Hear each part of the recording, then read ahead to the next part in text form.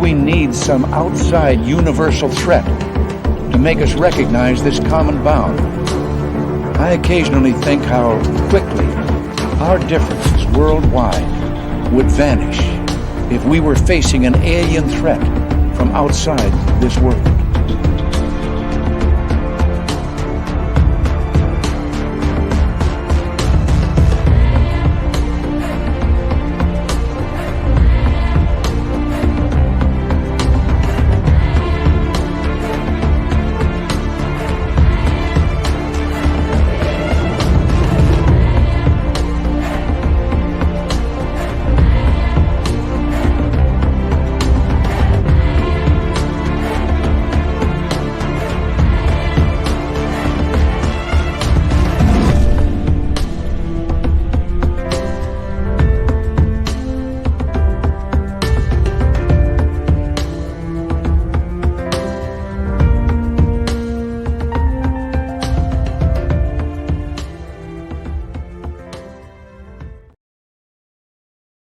Hello and welcome to Spaced Out Radio's Friday night edition. My name is Dave Scott, and yes, we are here to bring you the woo. Jean Brda is our guest tonight on the show. UFOs, aliens, Nazca lines. We might even sprinkle in a little bit of Bob Lazar. Her passion for this is insurmountable. You're going to love her, I promise. But first, we got to say hello to each and every one of you. And it starts off with Tim Mothman in the gold medal position. Laura Lobbs taking home a silver. Race Fan with a nice bronze medal tonight. Hello, Karen in the Woo Train and Jessica S. Robert Lamoth, Jimmy Gonzalez, SG Nav Spotter. Brown Dwarf, how y'all doing? Missouri Man, what's happening? Welcome to SOR Chat. Been a while. Road Flare and Griff. Bigfoot, Michigan Rob. And our favorite Marine, Black Dragon. Thank you for all coming on in. Mama Susan, good to see you. Mama Susan will be signing autographs after the show. Line up to the left of the studio if you don't mind. To the left of the studio. Roger Murray, otherwise known as Roger. How you doing, buddy? Luscious Jewels, nice to have you here. As we scroll on down, fitting in roll call. Jenny White Bear, we love you. Gong Show, nice to see you. Hello, Kurt M. What's happening, my man? Continuing on from Stockholm, Sweden. Weighing in at 210 pounds. Starting at left wing. Number 41, Lars Janssen. There he is. Yeah, I love that guy. Thomas Rock, Dino Bravo. Nice to have you both here. Millennium, my man. John Corner and Lightwalkers. Thank you for joining us. And there's purple-haired Pixie Lara. Good to see you. Christine Lynn, Super Crazy. How you doing, Super Crazy? Do you want to sign some autographs after the show? Do you? Well, Super Crazy is going to be signing autographs after the show as well. Line up to the right of the studio, if you don't mind.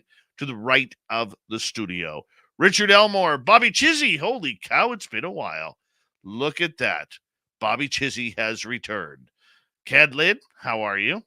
And let's see here. Digger Dog. Guy Calgary, what's happening, my man? And Rayfid, good to see you. Scrolling on down, there's our man Buckethead playing Soothsayer tonight. Anonymous Rex, Little Timmy Seymour. Doug Shelby is here. The Doug Shelby has arrived, which means we can officially start this show. David Warman from Aberdeen, Scotland, good morning to you, and welcome to SOR Chat. Alien Critter, where you been hiding lately? Welsh Hammer, nice to see you. Mike Bothwell. And who else is with us tonight? Area 51, good to see you guys. Debster, what's happening? And Mark Shed Talk, welcome. I think it's been a while since you've been here, Mark. And, oh, yes, Steam Train Mark, yes, thank you for letting me know I am alive tomorrow in Australia. I appreciate the view from the future. All right.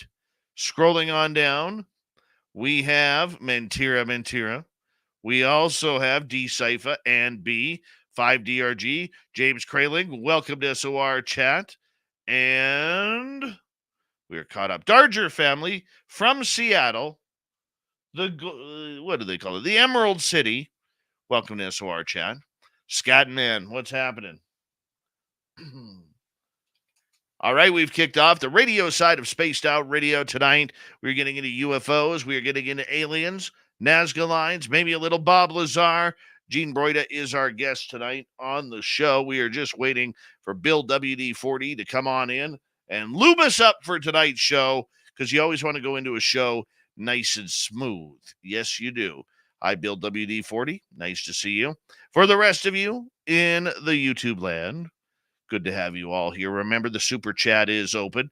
It's a wonderful way to support what we do on this show on a nightly basis. Help me grow my beard, people. You can do that with super chats. Also, you can join the Space Travelers Club for as low as $5 a month.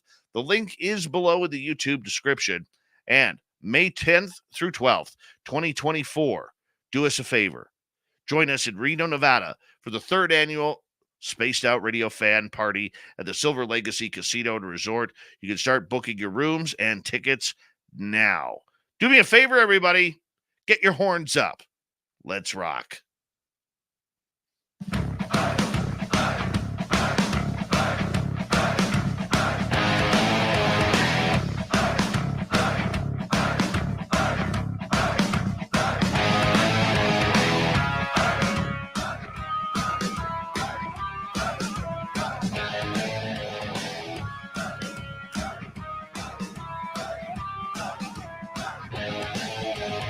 From the mountains of central British Columbia to you listening around the world, this, my friends, is Spaced Out Radio. I am your host, Dave Scott, sitting in the captain's chair of SOR headquarters. We welcome you to tonight's show on our terrestrial affiliates around North America, digitally on Odyssey Radio, TalkStream Live, and KPNL. All of our archives are free. Join us at youtube.com/Spaced Out Radio. Do old Davey the favor, hit that subscribe button. You can follow us on Twitter at Spaced Out Radio, Instagram at Spaced Out Radio Show, and on Patreon and the Space Travelers Club. Our website, spacedoutradio.com. We have a plethora of features for you. Rock out to Bumblefoot, read the news wire, check out our swag as well. Tonight's show is brought to you by Chive Charities. Help make the world 10% happier by visiting Chive Charities today. You can find them on our website. A power show of woo-ness tonight. Everything from aliens of the Nazca lines to UFOs, paranormal, supernatural, everything under the sun with Jean Brda. That's who we're going to talk to tonight. Author extraordinaire. Then in hour number 3, Steve Stockton is here with another creepy story from among the missing, followed up with the UFO report, and it's going to be a good one with Courtney Marcassani. All right, let's do this thing. I'm pumped up. I hope you are too, because it's going to be a great night of woo. Jean Brda is a lifelong UFO researcher and light worker. She's an empath, tarot card reader, and astrologer, scientist, analyst, professional educator, and a presenter with a master's degree in science in computer information systems and undergraduate degrees in education, psychology, and language. She's an investigative journalist of more than 1,000 published articles that expose political cover-ups and occult secrets, but her love, her passion, her glory is finding out the truth among the stars. Jean Brda, welcome to Spaced Out Radio. It's such a pleasure to have you here. Thank you for coming on the show for the first time. How are you? Hi, Dave, and hi, everybody out there. I'm checking the chat, and I'm astonished. What a community we have here. This is awesome. Thank you for having me amongst you. You are such an educated lady. Your resume speaks for itself. And yet here you are chasing down little gray aliens, UFOs, mummies from Nazca, and everything weird and strange in between. So I'm going to ask you, at what point did your mind snap and did you all of a sudden join the Woo Club?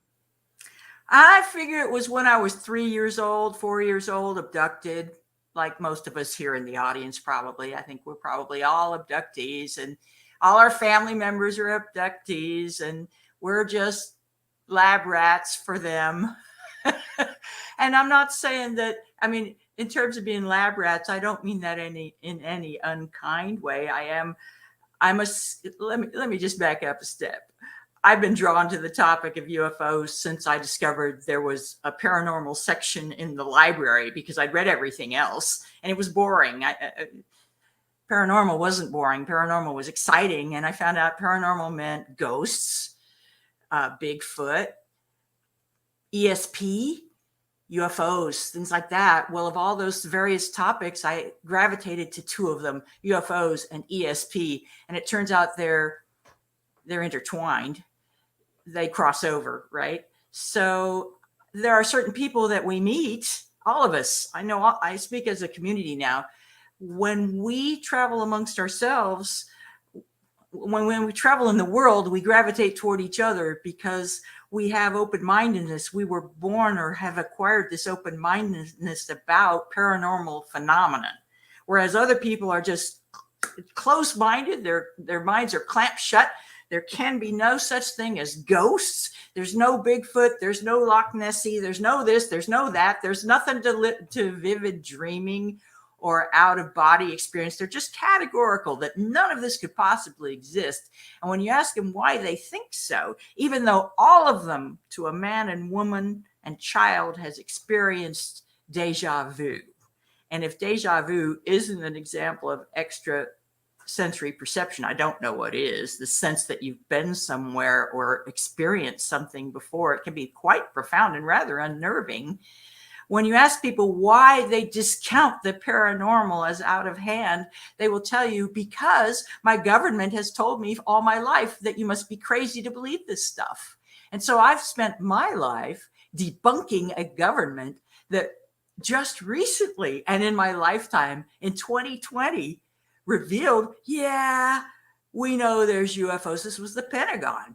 Huge disclosure as the pandemic started to grip the nation. This was April of 2020. Remember, the national health emergency was announced March 15th, and overnight, millions of people lost their jobs as non-essential workers. And so everybody in the nation was preoccupied with that. And the Pentagon just sort of slipped this little factoid in. Yeah, we're announcing that we're declassifying that, remember the Tic Tac UFO footage that was leaked? Well, we're admitting now that it's true, and we've declassified it so we can actually talk about it.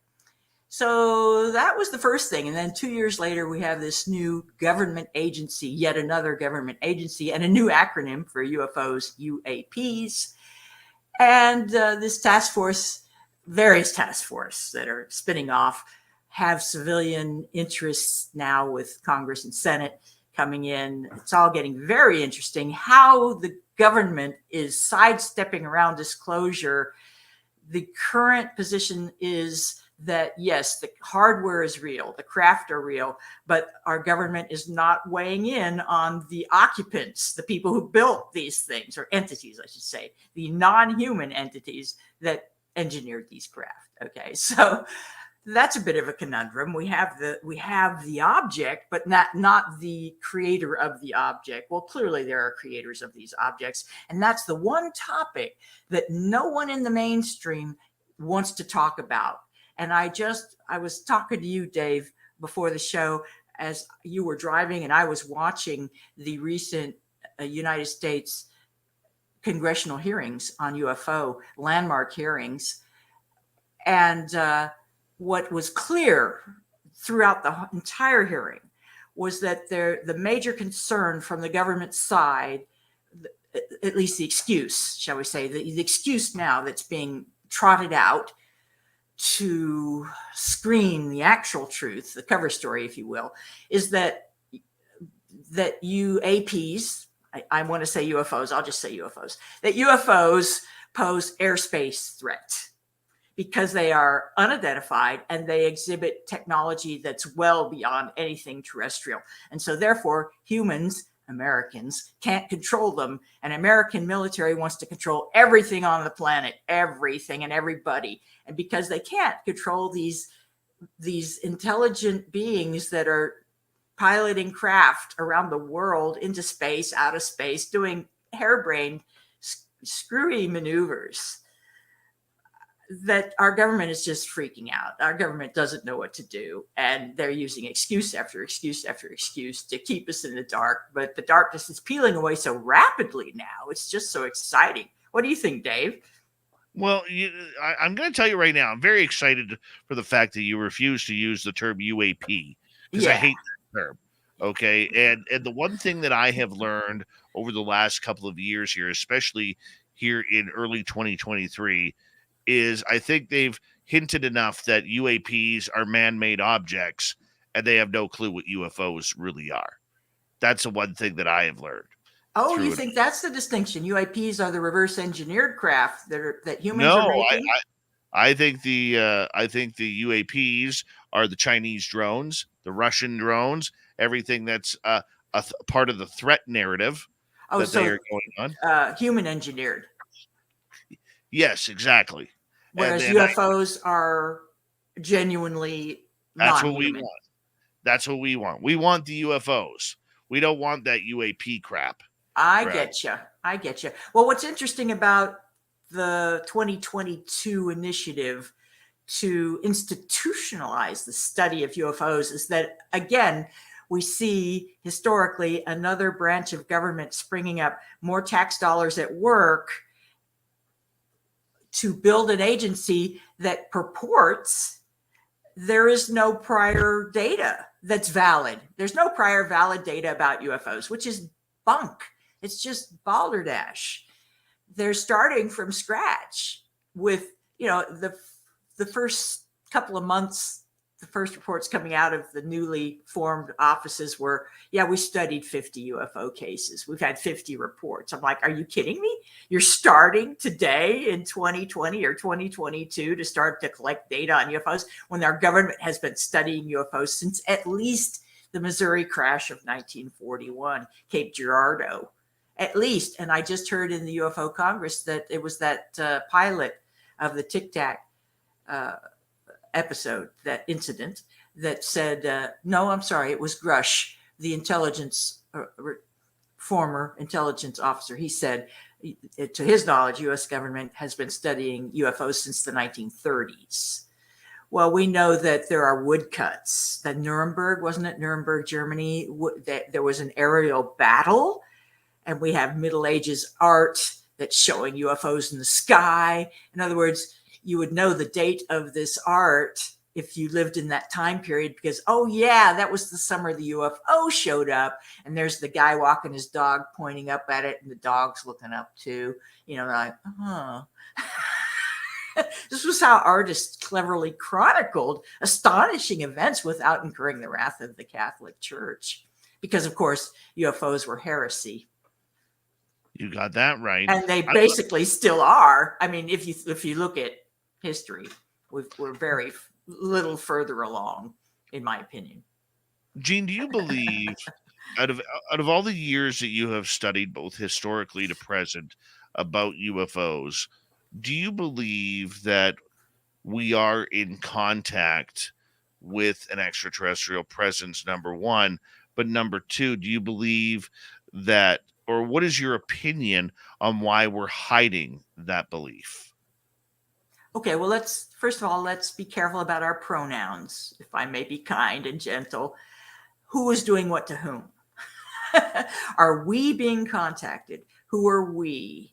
Individuals are being contacted. In fact, probably many of the people listening to the show are being contacted by ETs all the time, through dreams, through meditation, through communions of various kinds. So we are in contact, we who are attuned, if you will, or we who have been selected by ETs are in communication, whether it's conscious or subconscious or both.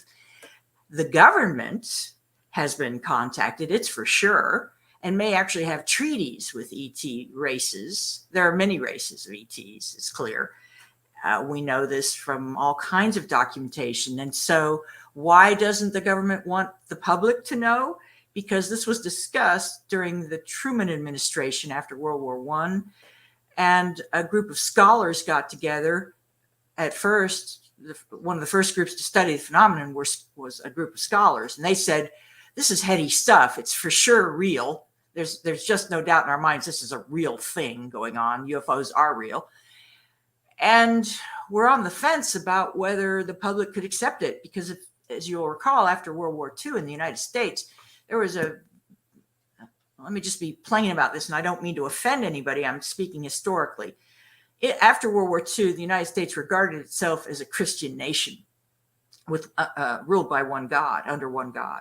And so we pledged allegiance to the United States and one God, indivisible, with liberty and justice for all. When I was a kid, we did that.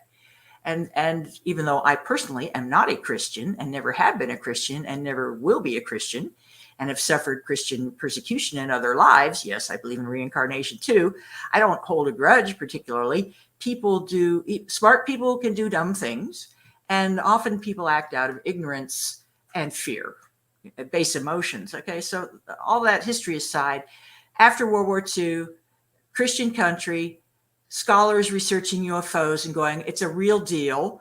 Can we approach this scholarly in a scholarly fashion and scientifically, or will the public panic because ETs rather threaten this notion of an, actually they don't, but the thinking was that ETs would threaten the Christian concept of God as a single entity, male, that has all power, all seeing, all knowing. Okay, because I guess the thinking was that UFOs don't seem to be bound by God. However, alien interviews invariably have the aliens saying we all exist under Godhood, under Godness. God is light, God is love, and everything that exists is in God, of God. We can't separate the two. Okay, so ETs are mysterious. They are very powerful. They have been perceived as a threat to religions, and that is, I think, one of the real reasons, one of the valid reasons, perhaps, that they were first covered up. But quickly, very quickly, after a year or two, I'm thinking, the powers in charge of UFO research realized there's big money in this. There's big money in getting this technology, because ships were crashing. Cape Girardeau was a crash in 1941 along the Mississippi River, and the government swept out to collect everything they could and threatened people not to talk about it, including a reverend who did write about it. And this is how we know about it. A reverend was called to administer last rites to bodies at the crash site, and he thought this would be an airplane crash. So he showed up with his Bible, and he was prepared to give last rites. And when he got there were bodies laid out by a crashed vehicle, but it was not an airplane. It had no wings or propellers or a tail. It was spherical, and meaning round. And the beings were not human. They were so not human that he refused to administer last rites. He said, by looking at these individuals, I can just tell they're not Christians, and I'm not going to give them last rites. So he took the opportunity in the hubbub to peer inside this felled craft, and he couldn't even explain what he was looking at. He was at a loss for words because the technology of the day didn't have words for what he was seeing. He did his best to describe what is probably, based on other reports, fiber optic wiring that had come out of its casings. Walls would have split open, and I'm imagining this part, but I can well imagine a crashed craft would have exposed fiber optics that was described, and very few controls, because remember, at the time, airplanes had banks and arrays of knobs, levers, lights, switches, and checking procedures before takeoff, before landing. You had to do everything in a sequence and in order. And so from World War II, the public had been exposed to this notion that military aircraft are very complicated, and they are. But these alien craft from the get-go seemed very simple. And this was mystifying. How could something apparently so simple and so streamlined and so elegant defy the laws of physics as we, the people of Earth, understand them? It's a fascinating topic all by itself. One could write books. Oh, I agree with you. We got 4.5 minutes before we have to go to break at the bottom of the hour. Jean Brda is our guest tonight. I love your passion and desire about this. And I want to learn more about you when we come back in the second half hour of the show, because you're an experiencer. And it's very rare to have somebody with a high level of scientific degree like the masters you have and come out as an experiencer of the phenomena overall. Do you consider yourself special in that way, that you have all the understandings of science, but you also have this incredible understanding that there's more out there?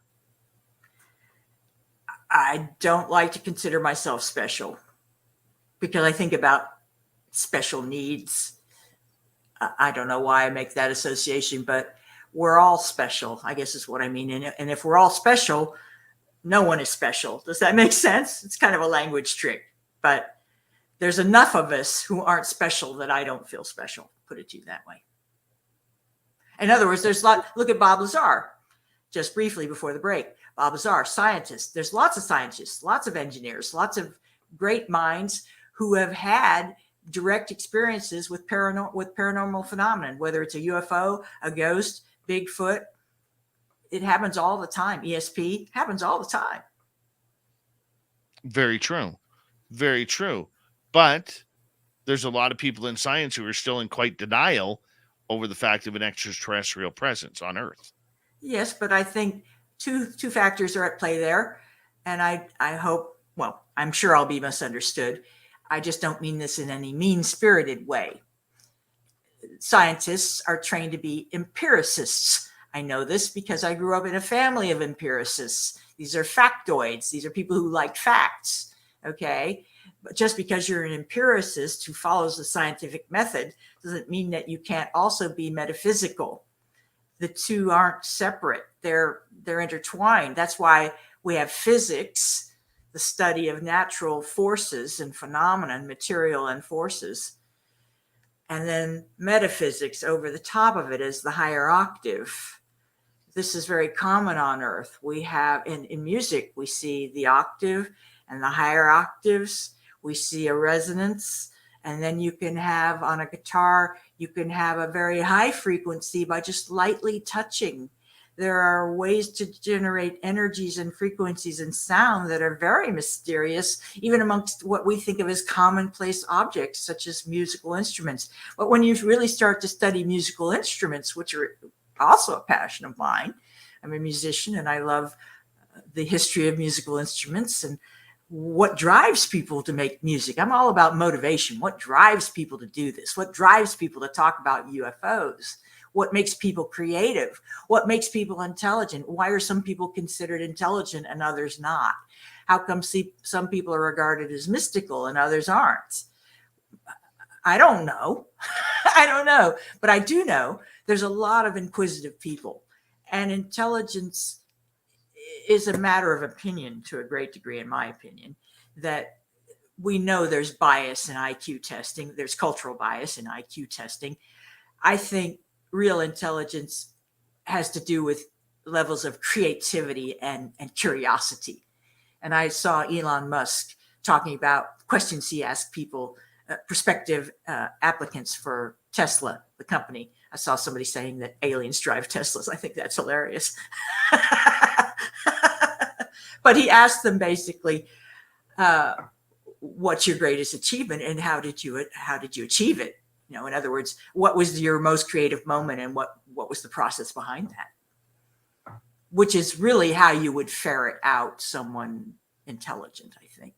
Because if no one's ever done anything creative ever, what kind of life was that? I mean, I'm biased here, clearly. Because we all do creative things. Giving birth is an act of creation, for heaven's sakes. Very true.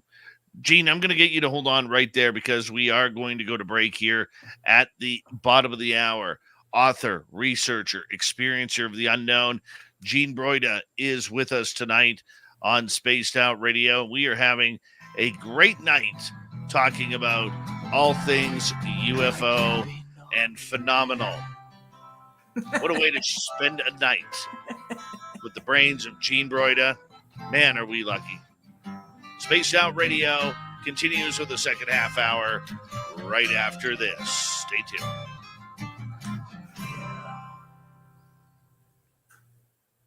And we're clear. No, my eyes are all over the place. I don't know where to Mine look. too. I want to make eye contact with the camera. I want to look at you. I want to look at the chat. I'm just bouncing like a ping pong ball.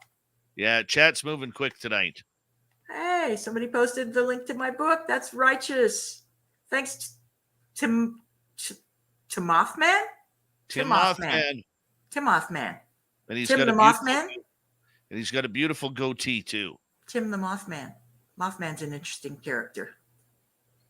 Hey, I've got my little stove on here because it gets chilly. I'm going to depart momentarily and turn it off so I don't burn to a crisp. You go, girl.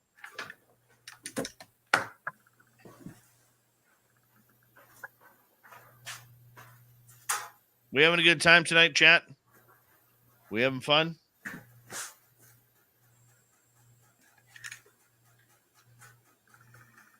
Nothing to see here. Nothing to see here. That's right. I am just so impressed with this fandom, with this following. Oh, it'll get bigger. I want to read some of these comments. People are on to Elon Musk now. Another one of my huge topics. What's going on with all of Elon Musk's enterprises and how they interrelate to some of the paranormal narratives, although I'm sure he would deny any of it because he's a pretty straight, he seems to be a pretty straight up empiricist, Elon Musk, but not in an unpleasant way, you know. I think if he had paranormal experiences, he'd keep them to himself. That's my personal opinion. Because I think funny? I actually saw a story about him where he was quoted as saying that every one of his SpaceX rockets have been followed, and I cannot find that article anywhere now. Followed by UFOs? Yeah. Interesting. Yeah. I think he's not supposed to talk about it. I kind of wonder if he doesn't have a contract already with probably the U.S. government, who knows what agency, that they're already, that his, basically under his direction, SpaceX is already colonizing Mars. There's already colony there and has been for quite some time. And that Musk is enabling expansion. I don't know. It's just a hunch I have. I would agree with you. He seems very concerned that environmental policy or something is going to threaten the survival of the human species, and that it's imperative that we get off world to preserve our genetic heritage, which I find to be an interesting posture when we've really messed up Earth. Now we're going to take it to some other planet. This limited thinking that leaders of the world have about, and although I am not anti-nation, if nations would actually cooperate and collaborate unilaterally, seems impossible, I know, but imagine a world like John Lennon said, where there could be collaboration and people could actually speak freely. The likes of Elon Musk could say, hey, I know a lot more than I'm telling, and this is actually going on, but it just seems very unlikely in my lifetime to have that transparency. I don't think so either. I think the word transparency is being quite overplayed right now and overutilized. I wouldn't disagree. In fact, it's so pervasive, I've started using it clearly, you know. That was a theme at the UFO Congress, that the basic complaint of the congressional representatives was that over the decades, as people like me and many others like me have been writing books and talking about the fact that we know, our government knows, that UFOs exist, Mm-hmm. that we've been maligned as crazy people. This is a sub-theme of my book. This you must be crazy to believe in UFOs. This whole you must be crazy to believe in UFOs. The brainwashing. Okay. You got that right.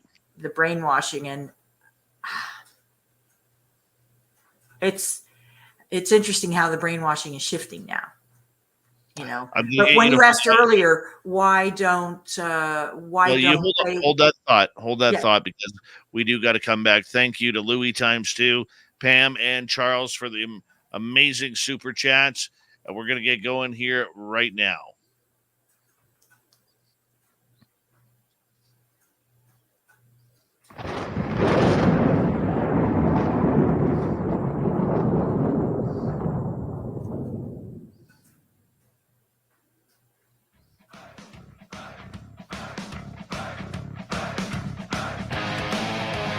Second half hour of Spaced Out Radio is now underway.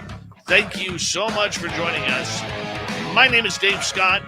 Always appreciate you tuning us on in wherever you are on this beautiful planet we call Earth. Want to remind you that if you missed portions of this show or others, check out our free archives by going to youtube.com/Spaced Out Radio. Do old Davey the favor, hit that subscribe button. Our website is spacedoutradio.com. We have a plethora of features for you. Rock out to Bumblefoot, read the news wire, check out our swag as well. Follow us on Twitter at Spaced Out Radio, Instagram at Spaced Out Radio Show, and you can join us on Patreon by joining the Space Travelers Club. Here we go with Jean Brda, UFOs, aliens, the Nazca lines, and we're just about to find out Jean's own experiences. Jean, welcome back to the show. Thanks, Dave. It's such a pleasure to be here. I want to call you Dave Great Scott.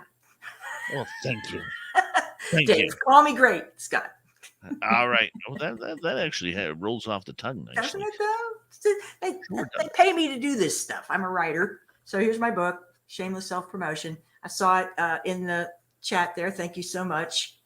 Unknown Objects, the top 10 U.S. UFO cases by Jean Brda. Love the cover.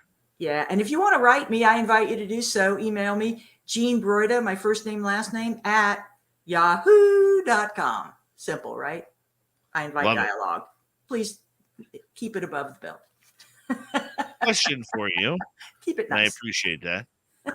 Question for you. What happened when you were a child? Well, what happened was that it's very hard to put into words because I'm describing a phenomenon that's been documented by UFO researchers where children are commonly abducted when they are 3 and 4 years old because they don't yet speak. They don't have language. And they're and their conscious minds haven't opened up very much yet. Conscious mind and language kick in at about age 6 or 7 years old. And so if an ET wants to abduct a human being to instruct or experiment on, or both, a good time to do it, or so my research shows me, is before they can speak, because they're highly impressionable, all subconscious. And when they are brought back, they can't describe in words what happened to them. And that was my case. I have every reason, well, my subconscious tells me and my oversoul confirms. And I haven't talked about this publicly until about a year ago because I haven't been really sure about it, but I'm more and more sure that when I was 3 and 4, not only me, but my older brother, and I've never talked to him about it, and we wouldn't talk about this kind of thing, but I believe both of us were abducted. I'm the younger sister. He's a year older. And so I have memories of being led out of our bedroom window, basically, through a field behind our house in California, what is now Silicon Valley, at the time undeveloped, just suburban neighborhoods, through an empty field to a gully in the foothills of, I guess it's the Sierra Mountains out there. So there was a gully where water would run through, and it had been overgrown with what you would associate in a gully vegetation. So it was, instead of straw-colored grass, dry grassland, I was taken to a place at night that had green vegetation, which was odd because this was basically a savanna in my backyard, the green of the backyard, over the fence, out into the whatever it was. I don't know who owned that land, but there was a tall tower for utility lines that we weren't supposed to climb, that my brother climbed, that kind of thing. This was kind of a no man's land for kids, no kids land. But I was a climber. I liked climbing. And so I climbed the shelves in my room, and I had an escape route where I climbed the shelves a certain way, and it was ritualistic. I climbed the shelves and I went out the window, and I walked along a wooden fence that was basically hiding a place where you'd put wood. And I would walk out that way and then come back in and go back the way I came. And this was during nap time, and I'd get back into bed before Mom would come in to check on us. But one day she did come in, and she asked me why I would do this, why I did this. She thought it was very dangerous that I'm climbing on the shelves and going out the window and climbing, walking on a fence that she thinks is very high for a 3 or 4 year old girl. And I had no fear. I had no fear of any of this. I wanted to climb, and I wanted to do heights. My dad would put up step ladders over a sandbox so we could climb, and he had a board, very non-OSHA. You'd be called, Child Protective Services would be called today, but we had great fun being kids. But something changed, because all of a sudden I had a couple of nightmares that really freaked me out. And one was and I've read that these are called screen memories. I have every reason to think these were screen memories that were left in my mind after frightful alien abductions, frightful because of the circumstances of being led through. Remember, at 3 or 4 years old, and I'm a little kid, and I was the younger sister of a bullying brother. So I was frightened all the time. Almost everything frightened me. I lived in pretty constant fear of even criticism, not physical abuse, nothing like that. Just, I was at sea, if you will. I was very insecure as a very small child. And so I know that something profound happened, because during this event, I have memories where I looked to my older brother for help, and he was as scared as I was on the ship, or wherever we were taken. I assume it was a ship. Wherever we were taken, it was an artificial environment full of beings that weren't like us, but there were other kids, and blah, blah, blah. It's the same kind of story. If you research this, I don't mean to be trivial when I say blah, blah, blah, but it's just so common that you're taken aboard a craft, you're given instruction or something, and then released, and often tracked after that, brought aboard again a time or two, and then left alone for long periods of time as you grow up, with basically subliminal or subconscious instruction. And my experience that I recall was that I'm not a person who's involved in sexual genetic engineering. I'm not one of these alien brides. Okay, I was selected for another task, and my task was educative. They said, you're going to learn how to learn. You're going to be a human who can learn and take tests and enjoy codes and symbol sets. So I love music and math and English. They're all symbol sets. I love communication. They said, your job on Earth will be to elevate consciousness. And of course, at 3, 4 years old, you don't even know what that means. They were communicating intellectually, telepathically and emotionally. And you're going to be doing these kinds of things in your life, so you might as well get used to it, basically. And you're going to love these things. Furthermore, you're going to have passion to learn. You're going to love school, and you're going to want to teach others everything you know. And that's who I am. And that was my experience. That my actual experience was covered with screen memories that manifested as two nightmarish dreams. One was about waking up, suddenly waking up and sitting up in bed and it was basically a lucid dream, but I know I was awake. I saw Disney-like characters, well, birds, just like from Snow White.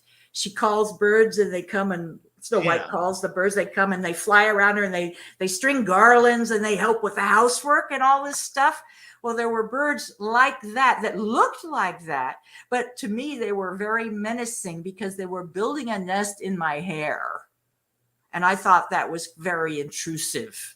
At 3 years old, 4 years old, it was freaking me out. And they didn't seem cheerful and happy like the Disney birds, okay? So this could be a screen memory. I'm just saying it could be a screen memory of medical procedures, for example, where they're messing around with my hair. They're doing stuff in my head area. And to block that memory, they had me waking up with animated birds flying all around my head and chirping. That's what I experienced. And some of them had little straw in their beaks, and it just was weird. It was so weird. I was shrieking. I started shrieking. You know, it wasn't a pleasant Disney memory. This was something really freaky, weird. And I started shrieking. My mom came in. What happened? What happened? I told her what happened. She said, oh, they're just a nightmare. Second event was much more banal. I was sleeping and I woke up convinced there was a dog in the room. We didn't own a dog, and I was afraid of dogs for reasons that is a whole other story. Several stories, in fact. I had a fear of dogs, and I was convinced there was a dachshund curled up on the rug at the foot of my bed, and I was in bunk beds on the lower bunk with my brother above. I was convinced there was a dog there, and I didn't want to get out of bed, stepping over this dog, thinking I would wake it up and it would bite me. Okay, this is how a kid might think. This is how I thought. I was a kid, 3-4 years old. This is what I thought. So I started yelling for Mom, Mom, Mom, Mom, come help me. So she came in and she switched on the lights and showed me it wasn't a dog at all. It was my slippers, which were arranged in such a way that somehow I was seeing something that wasn't there. And I'm a very literal person. I'm not a dreamer per se. It just was really, really weird.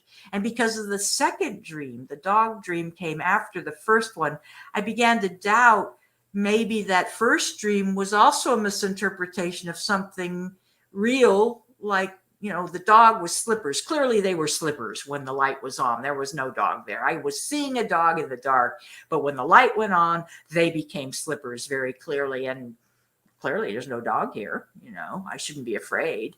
I think I was still afraid and sobbing. All these things impacted me really emotionally, and maybe more emotionally than you would think they would, which is another trait of a screen memory from a childhood abduction. So I know it's not very amusing, but it was very profound, and I believe that is why when I reached puberty, I began to reach out into the paranormal and devour books on the topic. That makes a lot of sense. I mean, was it the same beings that kept coming back, or was it different species? Well, they didn't come back. They didn't come back per se. Do you feel fortunate about that then? Well, I think we have an agreement. I think we made an agreement, or at some point we had an agreement that I would follow their instructions, do their bidding, because the bidding is for the good of humanity. The idea is to raise consciousness as we go from 3D into 5D, which is a discussion on its own.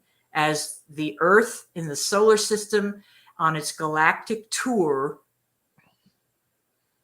as our solar system on its revolution around the galactic center goes through a part of space periodically, meaning regularly, but because it takes so long for the solar system to go around the galaxy, it by human terms, it's a rare event, okay? But apparently, the date of the end of the Maya long count. Remember the Maya long count? The end of the world, 12/21/12. December Yes. 21st, 2012 was the end of the Maya long count. What were they counting? Well, some people think they were counting the days until our solar system reached its furthest point from the galactic center. In other words, if the galaxy's at the center and the solar system is a racehorse on an oval racetrack, because nothing is really round when we're talking about orbits of planets. Very few orbits have perfectly round, very few bodies in space have perfectly round orbits. They're almost all somewhat elliptical, not egg-shaped, racetrack shaped, okay, elliptical. So at the furthest distance, before you get to the furthest distance, think of a horse race. It's really easy to visualize. As the horses leave the starting gate, they're getting further and further away from the starting gate. And when they're halfway around the track, they're as far away from the starting gate as they are to the finish line, if those are at the same place on the track. Okay. Maybe this isn't as clear as I thought it would be. But in any event, on that date, 12/21/12, supposedly, and this sounds intuitively correct to me, the solar system reached the furthest point from the galactic center, meaning it stopped going away from the galactic center. And now our solar system is going toward the galactic center again in this elliptical. We're basically going back to the beginning line, going back to create another rotation. And during that return, we go through a part of space that has some effect on the solar system and will have a profound effect on Earth that transmutes our perception of reality, at least to those who are attuned to this, those who are ready and prepared to, or initiated, if you will, into the awakening. Those awakened people will naturally understand and embrace ascending in consciousness from a 3D reality of empiricism to a 5D reality of empiricism combined with mysticism, if you will. And that's where we're going. That's where we're going, like it or not. Whether I'll be alive before we hit that part of space remains to be seen. But my job as a first wave light worker, now I'm using phraseology from Dolores Cannon, deceased Dolores Cannon. She talks in many lengthy YouTube videos in her lectures about 3 waves of light workers who came in, incarnated, mostly from other planetary systems, to help humanity awaken and go from 3D to 5D. And I was a first waver from the late 1950s, early 1960s. That's when I was born. And the first wavers were challenged by the CIA program to discredit anyone who promulgated anything that wasn't their official narrative. The second wave came 20 years later, and they had an easier way because of the likes of me speaking truths that were horrific at the time and not culturally couched. And then the third wave are these so-called indigo children who are alleged to be saviors, if you will, of humanity. They are highly intuitive, highly intelligent, and way tuned into the ET phenomenon, direct mainline channel to communicating with them. Any of that ringing bells with you? I'm sure all of it is. It totally is. It totally is. We got about 5.5 minutes before we have to go to break here at the top of the hour. Jean Brda is our guest tonight on Spaced Out Radio. Do you feel as if you're an ambassador for the cause of what is going on, trying to solve this mystery of UFOs and extraterrestrial presence on Earth? I do feel I'm an ambassador, but I don't think it's much of a mystery. I think it's pretty clear. The mystery is why our government's behaving the way it is, and all world governments are behaving the way they are. Although other world governments are opening up and have been for decades, especially South American governments are much more candid about UFO sightings because they have mass sightings down there. And with the advent of the cell phone and the ability to take pictures on a mobile device, we're seeing a lot of very compelling evidence. Hundreds, thousands of people assembled. See, in South American countries, people still assemble in public. They haven't had the right to public assembly beaten out of them culturally as we have done in the United States. So they assemble for fiestas. They're enculturated with mass gatherings. They're just out and about. They enjoy being outdoors. They don't watch as much television, and they're not glued to their devices as much. And they will go outside and party during fiestas. And so often large groups of people are outside and they look up and they see something. They all see it because it's there for everybody to see. In the United States, people are very preoccupied with their devices, looking down, not up. You have to be looking up to see something in the sky. And that's really, there's been a big shift in American culture, North American culture, since World War II and since the advent of the iPhone, that Apple, the first, the bricks that were mobile phones, but really the shrinking of the microchip, the Japanese shrinking of the microchip that allowed cell phones to be much smaller and genuinely portable, right? With longer battery life, to be genuinely portable.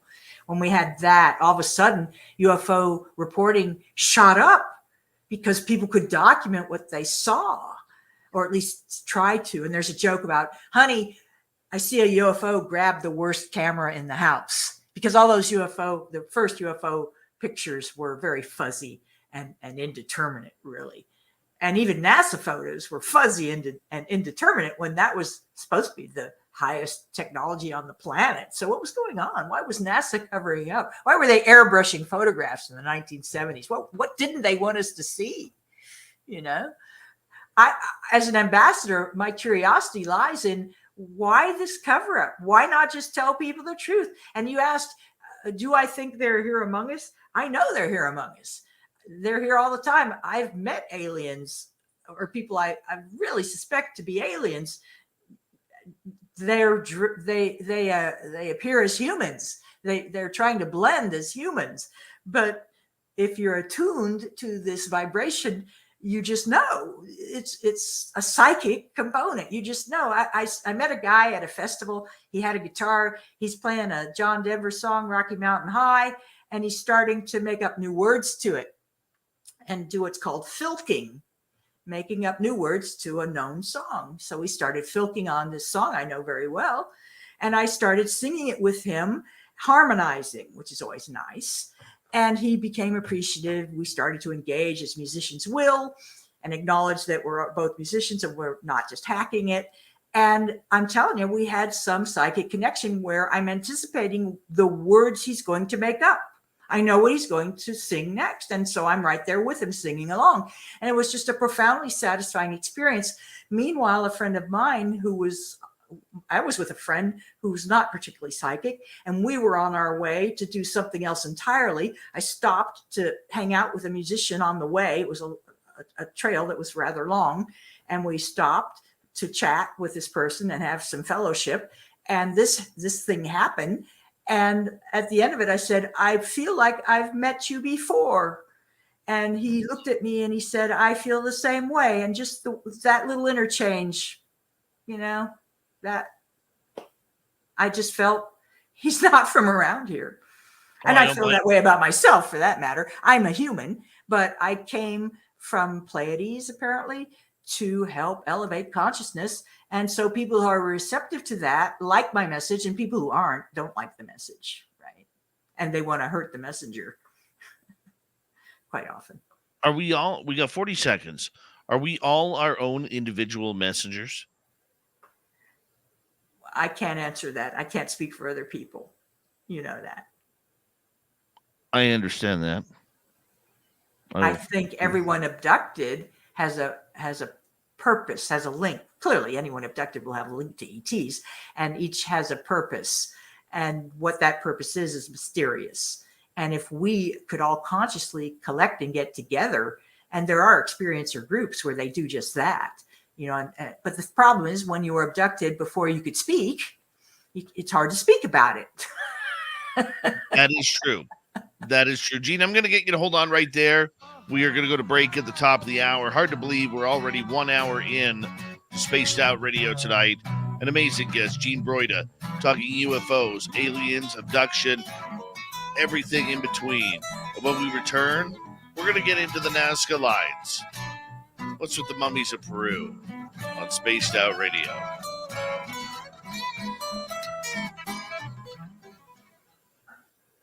Exciting times.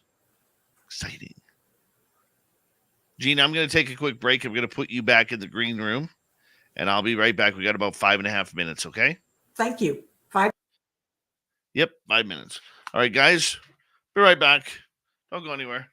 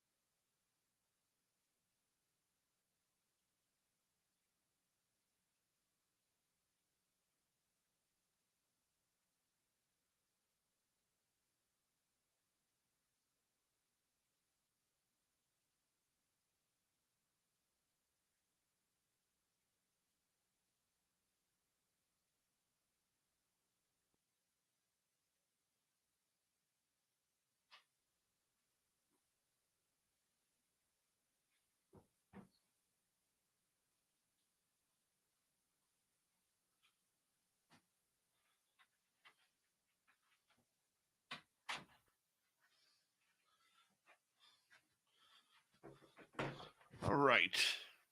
I am back. Why Native? How you doing? Good to see you. The Unknown, thanks for coming in. Mark Sanchez, how's your Hawaiian shirts?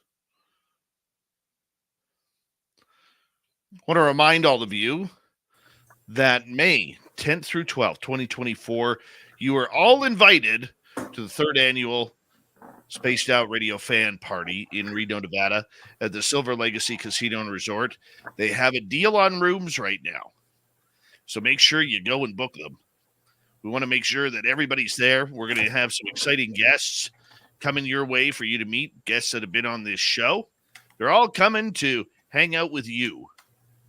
There's going to be a live radio show. There's going to be prizes, swag bags for everybody, VIP party, and a ghost hunt, Skywatch with Melinda Leslie.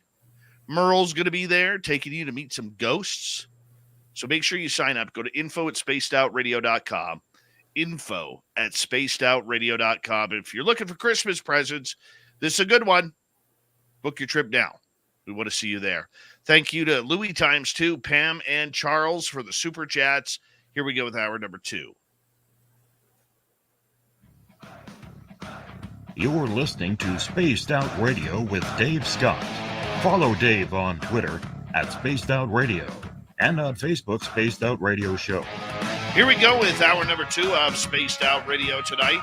Good to have you with us. My name is Dave Scott. Very much appreciate earning your listening ears wherever you are on this beautiful planet we call Earth. Hello to everyone listening in on our terrestrial affiliates around North America, digitally on Odyssey Radio, TalkStream Live, and KPNL. All of our archives are free. Join us at youtube.com/Spaced Out Radio. Do old Davey the favor, hit that subscribe button. The Desert Clam has set the password for tonight in the SOR Space Travelers Club. A trophy. A trophy is your password. Use it wisely, Space Travelers, as the Clam sets the password each and every night right here on Spaced Out Radio. Our website, spacedoutradio.com. We have a plethora of features for you. Rock out to Bumblefoot, read the news wire, check out our swag as well. Follow us on Twitter @Spaced Out Radio, Instagram @Spaced Out Radio Show, and join us on Patreon in the SOR Space Travelers Club. We continue on tonight with author, researcher, experiencer Jean Brda is with us. We're going to get into one of our favorite topics, the Nazca lines and the mummies. Jean, welcome back to Spaced Out Radio. Thanks, Dave. Great to be here. Hi, everybody. Hope you're having a great evening, morning. Yes. Fantastic. Dave. Morning for a lot of our listeners already, but I want to ask you, what do you think of Jaime Maussan in bringing out the Nazca mummies in Mexico? What do you think about it, Dave? I'm going to turn tables on you. I'm just so curious to know. I didn't like it. What about it didn't you like? Okay, two things. Maybe you want to fill in the listeners a little bit on what you're talking about in case they don't know. Well, thank you, journalist Jean there. Just saying. Well, about a month and a half ago, there was a conference in Mexico regarding UFOs that Jaime Maussan, the famed journalist in Mexico, had put on, and he had brought out the Nazca mummies that were allegedly faked with other body parts of animals and humans mixed together a few hundred years ago. And they have been proven by American scientists not to be real over time, but Jaime seems to be hanging his career that they are real. And he also got in trouble and is wanted down in Peru now because the mummies are not allowed to leave the country. And yet there they were in Mexico. Your thoughts on that? Well, I have to tell you, I don't know anything about this story particularly. Are these those teeny tiny mummies that Stephen Greer covered in a movie? Yes. Okay, then I do know about them. I just wasn't familiar with this guy and his career because I that's not my interest. That's not my slant, if you will. I don't pay much attention to that kind of news because mostly it's propaganda, and that doesn't have much interest for me. I honestly don't know about this guy or his claims or his presentations. However, I have Stephen Greer. It's a complicated topic. That's why I asked you what you think about it. The reason that I would tend to skirt the issue is that there's more going on at Nazca that interests me. There are other things going on at Nazca that interests me. Tiny alien skeletal remains or fossilized remains are one thing, but what we're actually seeing as a fact, irrefutable fact. In other words, those little skeletons, I understand they were tested and found to be real. I think that was from the movie. And then I thought Stephen Greer came back and said, the labs faked it or something, and they weaseled out of it somehow, is what I remember. And those kinds of more or less sensationalist stories don't do much for me. I'm more interested in actual archaeological uncoverings of giant skeletons of giants. That's one theme I do pursue in my presentations and thought. Is the Bible starts out very casually in one of the first paragraphs. In those days, there were giants, just like, well, everybody knows that. And when I first read that, and I'm not a Christian, but my mom said everybody should read the Bible. My parents were agnostic, and they said, choose your path, but be knowledgeable of all religions so you know what path to choose. So, and my mom said, everybody should read the Bible. So I'm starting to read the Bible, and in the beginning there was the word and blah, blah, blah. And then, I'm sorry, I don't mean to defame the Bible. I was genuinely interested, especially when it tossed out this little factoid. In those days, there were giants. And I asked my mom about it. It says right here that there were giants. She said, no, that's a metaphor. It's a metaphor for what? How could you possibly interpret that statement any other way? And so now we find out, and this is not Nazca, this is the Smithsonian covering up giant skeletons. Okay, well, let's go to Nazca. What is going on at Nazca that I can speak of intelligently? This is what I see, and this is what Eric von Däniken noticed and published in the mid-1970s, the book that started it all for me, really catapulted my interest in UFOs, Chariots of the Gods. He first published it with a question mark, Chariots of the Gods? But it's been republished without the question mark, Chariots of the Gods, because he talked about UFOs being metaphorically, mythical chariots of the gods. Okay, he quoted ancient texts that talked about chariots of the gods, and that what is a chariot? A chariot is a conveyance, a vehicle, and if the gods who live in the sky are riding around in sky vehicles, what are those? Those are UFOs. I mean, if you like codes, like I like codes, Morse code, math codes, music codes, language codes. If you like codes, you like patterns, because it's all codes and patterns, they all go together. If you count things like Monk, the fictional detective, all this sort of comes together and coalesces, and boy, I'm kind of off topic. Nazca. Okay, so with Nazca, von Däniken did this expose. He was a nobody. He was the son of a hotelier. He had no professional experience, but some impulse inside him said, go check out the pyramids, go check out the pyramids of Egypt, go check out the Nazca lines, go check out these very mystical and esoteric places, Stonehenge on Earth, places on Earth, such as Stonehenge. I get excited when I think about von Däniken. He's one of my genuine idols, and I had the opportunity to meet him in person and get a selfie with him. So it's one of the highlights of my life. Von Däniken, if you don't know who he is, go check him out. Run, don't walk, and get Chariots of the Gods. It might be everyday news now, but it was monumental in its day, and basically world shattering, because he said the things that a lot of us thought, but he said it so clearly and so cogently, he stitched it all together. He had pictures. And what he said about Nazca is, first of all, the Nazca lines make patterns that are discernible only from the air. And another phenomenon on Earth that shares that property is crop circles.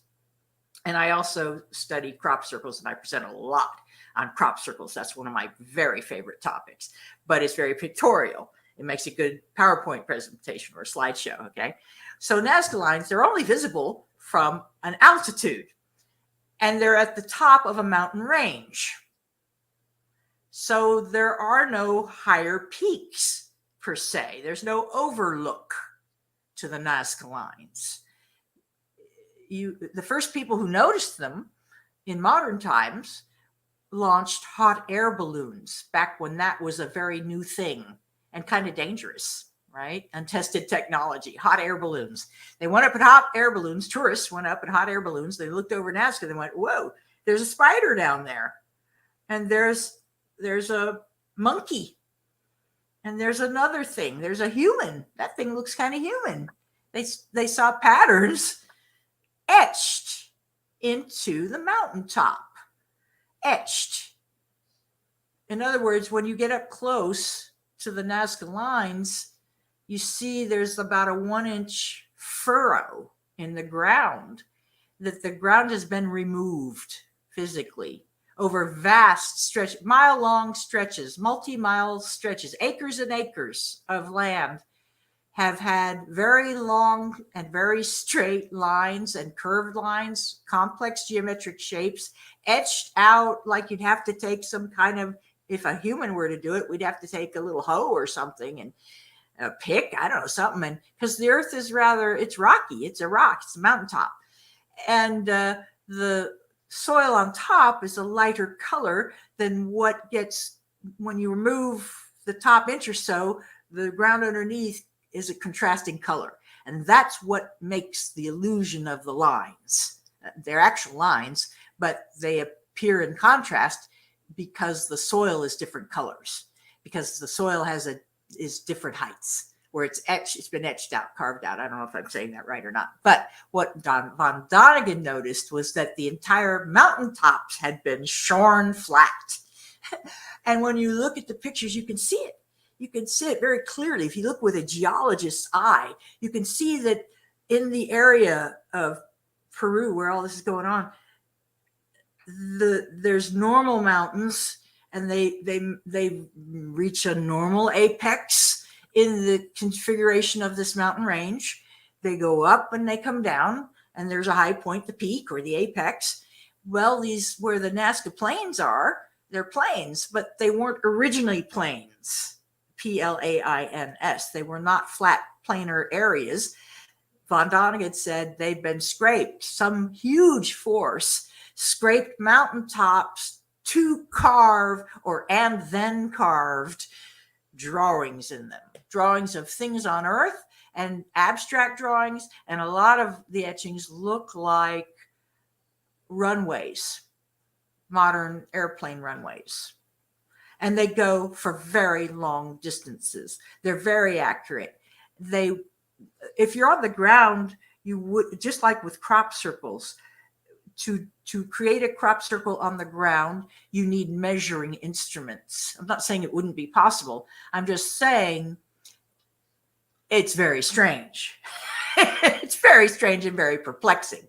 To my mind, much more perplexing than a purported skeleton of a very tiny alien. Yes, that would be astonishing, but it seems highly unlikely to me, the skeptic. Whereas a force, beings that inhabit spacecraft that defy modern physics, in my mind, would well have the capability to shear off a mountaintop and use energy sources to sandblast or carve mountaintops if they wanted to. And basically, out of boredom. You know, if you look at some of the drawings at Nazca, it looks like they were bored, and this is basically graffiti or something very much like graffiti. They were put on Earth, stationed on Earth. They had to hang out. They had little cruisers. They could cruise around, and they had laser weapons probably, and they could carve. So they said, well, let's just flatten a mountaintop and make it etched, make a canvas like a painter would do, very large scale canvas. And perhaps they were directional. Perhaps they were used for landing. I don't think it was a spaceport, though. My every sense is that it wasn't a spaceport. It had another purpose entirely, which is still yet to be discovered. But what do you think? I'm very curious about the size of the Nazca lines. They're huge. They're massive. They're miles long. I mean, and they're still finding them. And they're thousands of years old. They're antique. They're I don't want to say prehistoric because that's a wild claim. and I don't know. I should know the date of the Nazca lines, but they're way, way old. They're very old. And they've lasted this long. That's another interesting thing about them. They've endured time. Yeah. Like the pyramids have endured time, and the Sphinx has endured time. And what's crazy is that other pyramids are now being uncovered in Bolivia. You're hip to that, right? That Yes. somebody used space, what do you call it? GPS, satellite GPS. Yeah. Yes. And determined through geometric imaging, laying over geometric shapes, that this is too perfect in geometry to be natural. We suspect human intervention or some intelligence has intervened and shaped this mountain, that it's not a natural shape. And then they started excavating, and lo and behold, they see evidence that it's actually a pyramid, and that they're all over. These pyramids are literally all over the earth, not just the Great Pyramids are in Giza of Egypt, but there are pyramids littered all over the earth. What was the purpose of the pyramid? Was it an energy source, an observation deck, something that a spaceship could land on top of, because the underneath of the spaceship is that shape? It can go on top of a pyramid. Think of what maybe a pyramid is, a base for a spaceship to land. That's actually what I think the purpose of Göbekli Tepe is. Göbekli Tepe, which means pot-bellied hill in Aramaic, I think. So modern day Turkey, this is that astonishing archaeological discovery. It's a dig where they dated these pillars they first unearthed back 14,000 years ago. Okay. And it's 2000 now. So they're 12,000 BC. They date to 12,000 before Christ, 14,000 years ago. And they've pushed back theories of human origin. However, I put it to you, there's nothing human about what they're finding at Göbekli Tepe. Nothing human about it. This was constructed by ETs and filled in by ETs with a rock that doesn't exist in the area, a gravel that they brought in from somewhere else to purposely fill in the site to make it traceless until 2 years ago. Well, it's been more than that, 5 years ago, when it was unearthed, started to be unearthed. It's a vast complex they're finding out. Vast complex of what they're calling temples. Everything anthropologists and archaeologists don't know what it was for. They call a temple. But these weren't temples. These were spaceports. This was a big spaceport, I think. The spaceports were up north and the gold mines were down south in Africa. And I'm pretty sure that modern day Turkey, this would have been a spaceport. And so that these pillars they're finding, which are carved in relief, it's called, there's a term for it in art. Bas relief is the Nazca lines. The Nazca lines are bas relief, where there's a surface and the surface is carved away. So most most tablets that we see are carved, they're incised with a tool. They're carved out. But this other relief, high relief, I think it's called. Ba means low. Low relief is when you carve out. High relief is when you carve away from and you leave the subject from the original material. So it's the opposite artistic technique. And this is not done in wood, but in stone. In stone, there's in one case, a pillar has a human hand wrapping around the corner of this pillar. This is very difficult to do in sculpture. Very, very difficult to do. There is a creature, a mythological creature that's climbing down a pillar in high relief. You have to carve all the rest of the pillar away and leave the animal there. It's crazy. It's just crazy. And no one talks about this element of it. This is astonishing. Everybody's like, oh, it was a human temple. Humans were that old and they built this thing as a temple. No. Humans had no part of this. Humans were probably not even on the scene. Who knows? If there were humans, they were very primitive, I would imagine, because this thing is way old. This is back when the Anunnaki arrived. They built spaceports in the north to bring gold out of South Africa and send it back to their home planet. This has to be what that was. And I compared the structure of these tuning forks. Some people call these tuning forks. They're T-shaped pillars. They're very solid, T-shaped. I took a picture of the supports used in Colorado. CDOT, Colorado Department of Transportation, built an overhead railroad, a monorail, to go from Denver International Airport to a bus station called 7 Mile, okay, that loops around a highway called Interstate 225. Okay, so this connects the eastern, I don't know which is right, you're right or you're left. To the east of Denver proper is Denver International Airport. And a lot of people wanted a fast way to get from the airport, which is a half hour from downtown if you drive it, or more, depending on traffic. They wanted a quicker way to get to basically a park and ride. It'd be a park and ride. So the CDOT built an overhead train to do that. And as they were building, I lived there while they were building it, and it was in my neighborhood. So I drove around and I took pictures, idly took pictures of these things, marveling at the engineering. And then Göbekli Tepe was unearthed, and they showed pictures of the pillars, and I showed them side by side. It is the same structure. These are not cosmic tuning forks. These had nothing to do with temple. Blah, blah, blah, blah. These were very practical, very engineering structures. These were engineered to withstand great pressure and great weight. They may have had platform roofs, but I think they may have been open, and they received spacecraft. That was their purpose, and there are a lot of them. They were landing fleets. That's my theory. And I should write a book on it before somebody takes the idea and writes their own book, but they probably already have done, because if you thought it, somebody else has written a book about it, right? Isn't that always the case? You know, we've got 2 minutes to go before we have to go to break at the bottom of the hour. Man, I just talk and talk and talk, don't I, Dave? I love it. I love it. You're making my job very easy tonight. Very, very easy. Okay. I'm very curious on your thoughts of what aliens want here. Well, everybody wants to know that. Everybody wants to know that. And different aliens seem to want different things. Well, let's get into that. We got 90 seconds and we can carry it over. Okay. Well, would you agree with me that there seem to be 3 types of aliens? Those who are actively pro-human, those who are neutral human, and those who are actively anti-human.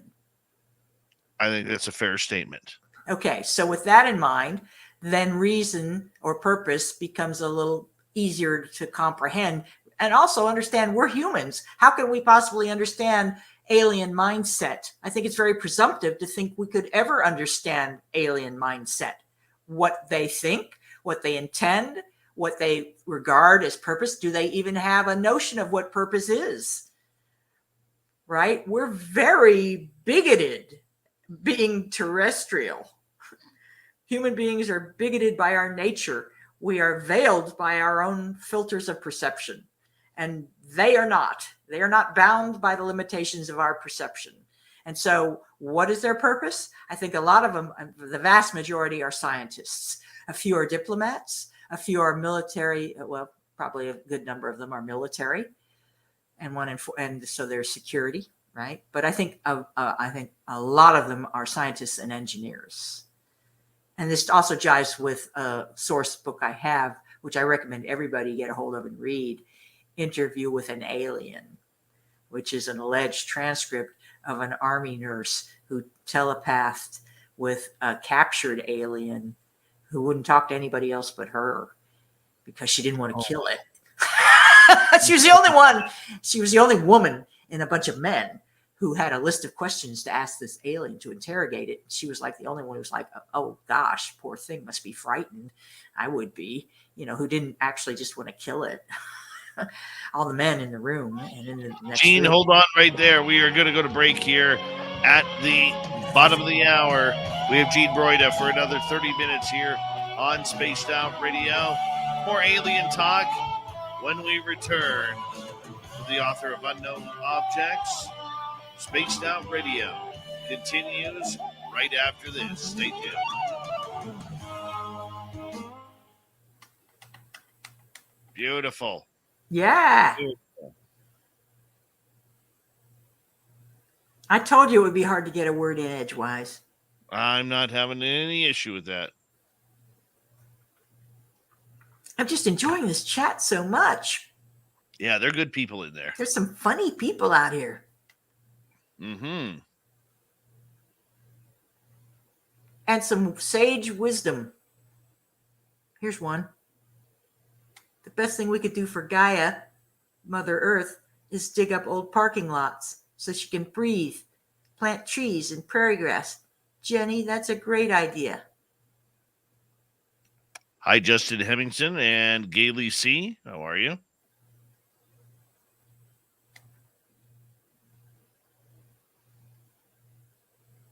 Wow.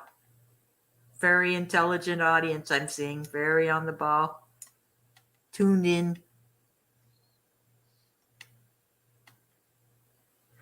Oh, Charles loves my hair. Thank you, Charles.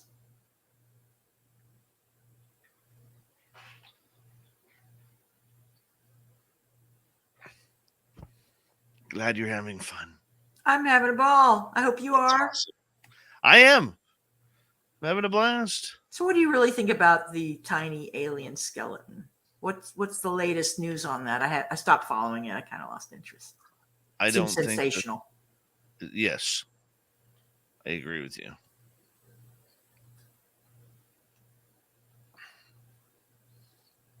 And you know what? The truth is so sensational. I don't feel a need to dig at the sensational stories, the so-called sensational stories. And I don't put any stock in pundits that come forth and claim academic reputation, especially. I've got advanced degrees.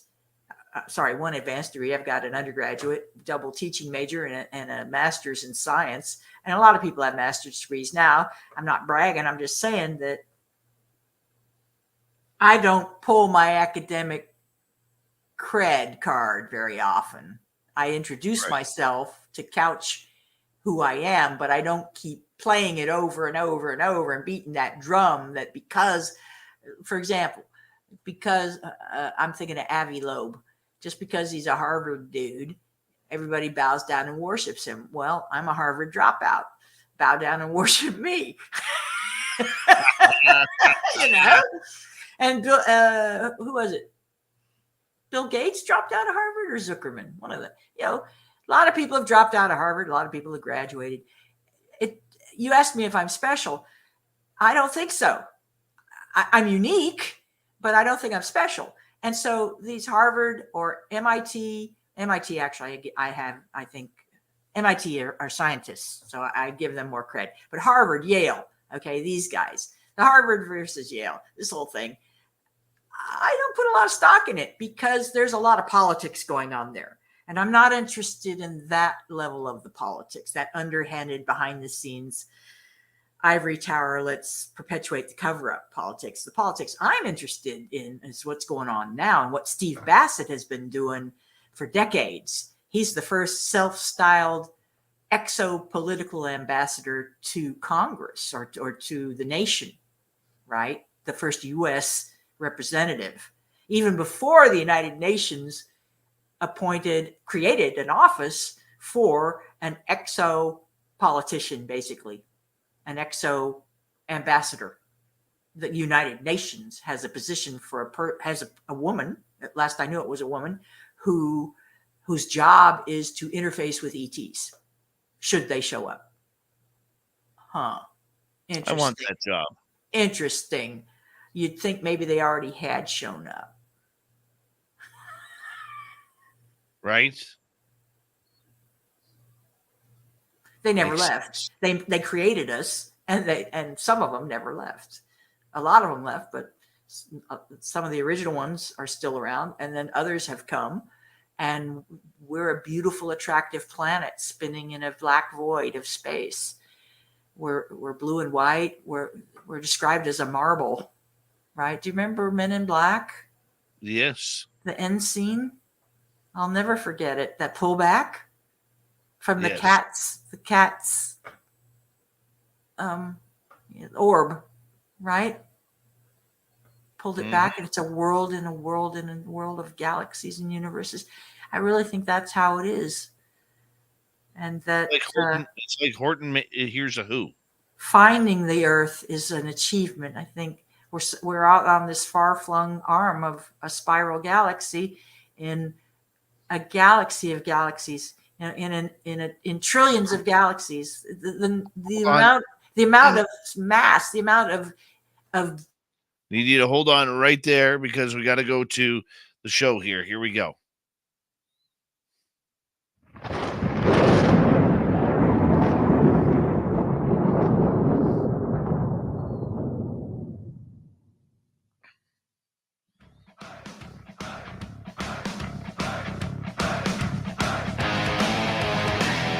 Here we go with the second half of Spaced Out Radio tonight. My name is Dave Scott. Very much appreciate earning your listening ears wherever you are on this beautiful planet we call Earth. Reminder to all of you that if you missed most of this show or others, check out our free archives by going to youtube.com/Spaced Out Radio. Do me the favor, hit that subscribe button. Our website, spacedoutradio.com. We have a plethora of features for you. Rock out to Bumblefoot, read the news wire, check out our swag as well. Follow us on Twitter at Spaced Out Radio, Instagram at Spaced Out Radio Show, and you can find us on Patreon in the SOR Space Travelers Club. Final time tonight, author, researcher, experiencer Jean Brda is with us, talking about aliens and what they want here. Can we even surmise what they are doing here? Jean, welcome back. I'm laughing because I'm reading Derek's chat. Bird, bird, bird, bird is the word. Bird, bird, bird, bird is the word. I think he was talking about my dream in childhood. I love the way you guys think. But we're back. We're back in the saddle. Yes. Aliens. Your thoughts. Why are they here? What do they want? Why are they here? Well, I can tell you, actually, I actually know that story. That's the story that's written down in the most ancient writings known on Earth. Writings, not pictograms, not pictures, but actual writing. Is the first writing is attributed to the Sumerians. And Sumer was a country, an area in the east, other side of the world from where we are.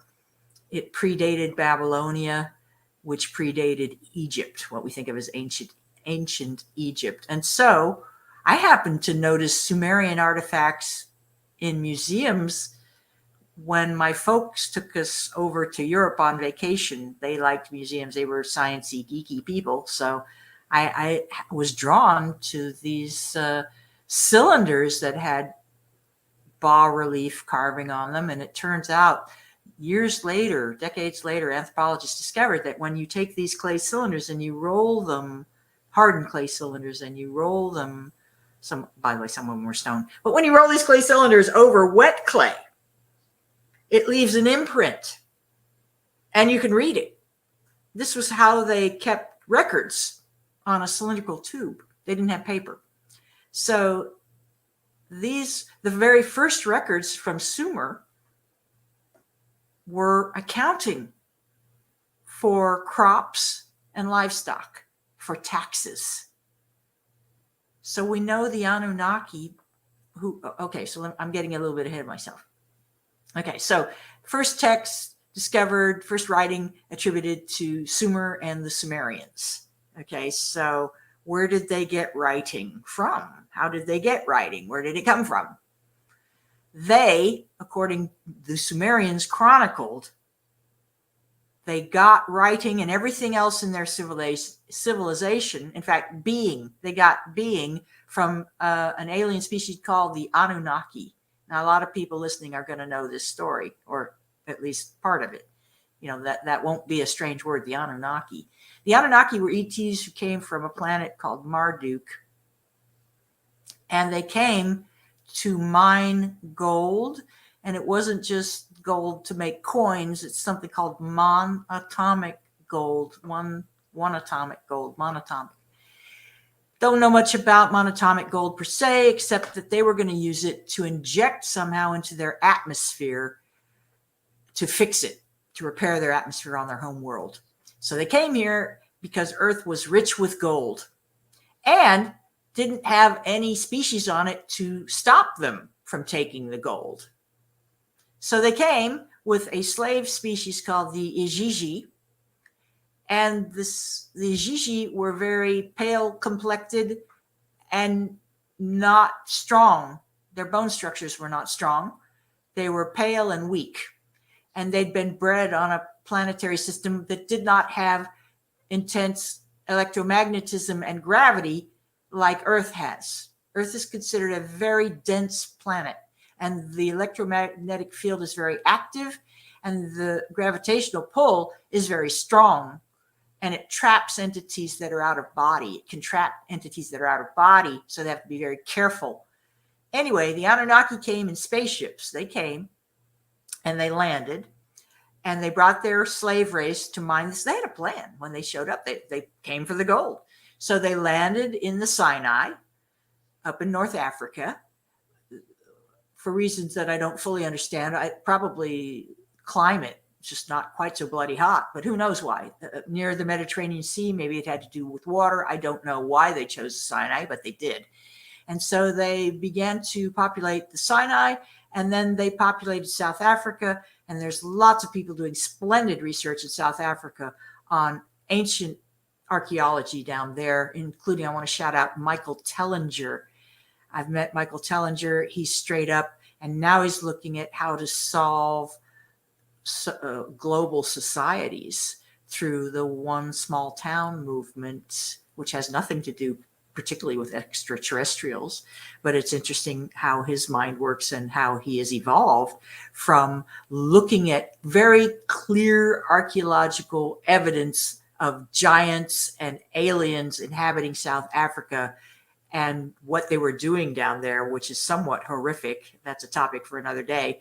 But their principal activity was mining gold, and they did it. The Ajiji said, this is hard work out in the hot sun. Inside the mine was cool, but when they came outside, this is hard work. We don't want to do this anymore. And they revolted.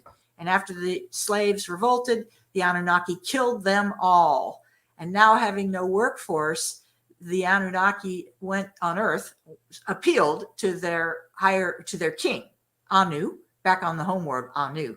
An is the Egyptian god of everything, the god of the sun, god of creation, from whom we come, Anu, and same entity. So the king on Marduk said, I think reluctantly, if I read this right, he said, yeah, go ahead, make Homo sapiens sapiens out of a more primitive form of Homo sapiens, which is what they did. And it took many trials to get success. And this is chronicled apparently in Egyptian tableaus that show, I saw a tableau that showed a surgery basically where you had a whole human and a whole hawk.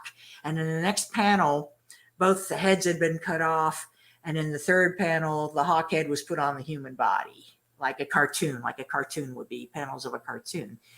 And we know that the Egyptians had gods with human bodies and animal heads.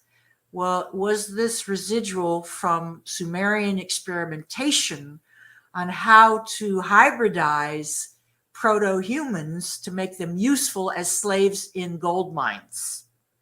Well, they finally hit upon the winning combination, and they created what the Bible would call Adam and Eve, who were not necessarily individual humans, although probably they were originally individual humans. But when they got a winning recipe for how to make a human, they went with it and they created colonies of Adams and Eves, which is what you would do as a geneticist. You wouldn't just have one. I mean, it's a bit unrealistic. But however, as a biologist, from the one cell, this is the mystery of life. How, when a woman is impregnated, a single cell divides and divides and divides and divides and divides, and eventually it becomes an embryo that becomes a fetus, that becomes a baby that gets born. How is this possible? Who did this to us? Who did this to animals on Earth? I don't know. Actually, I do know, but that's a story for another day. It wasn't the Anunnaki. The Anunnaki took existing animals on Earth and put some of their own genetic material in us. That was what they had been missing. They had to introduce some of their own genetic material into us to get what they wanted, a subservient slave species that was smart enough to understand them and their instructions. And so they wanted gold. They took the gold, and they still want the gold. And what do we still do today? We slave for gold. True that. The Don't we? species that are here, though, why do most people then see these little scientific biological that we call grays hanging around? Grays are, if not, grays may be a species. I've also heard that, I've heard several things about grays, that there are many types of grays, whether they're an actual species or both a species and drones, but basically biomechanical shells to house intelligences, out-of-body intelligences. This is the most compelling argument I've heard, that they're basically biorobots. The grays are biorobots, that the ones that are glassy-eyed and show up and do things without speaking or doing anything much telepathically.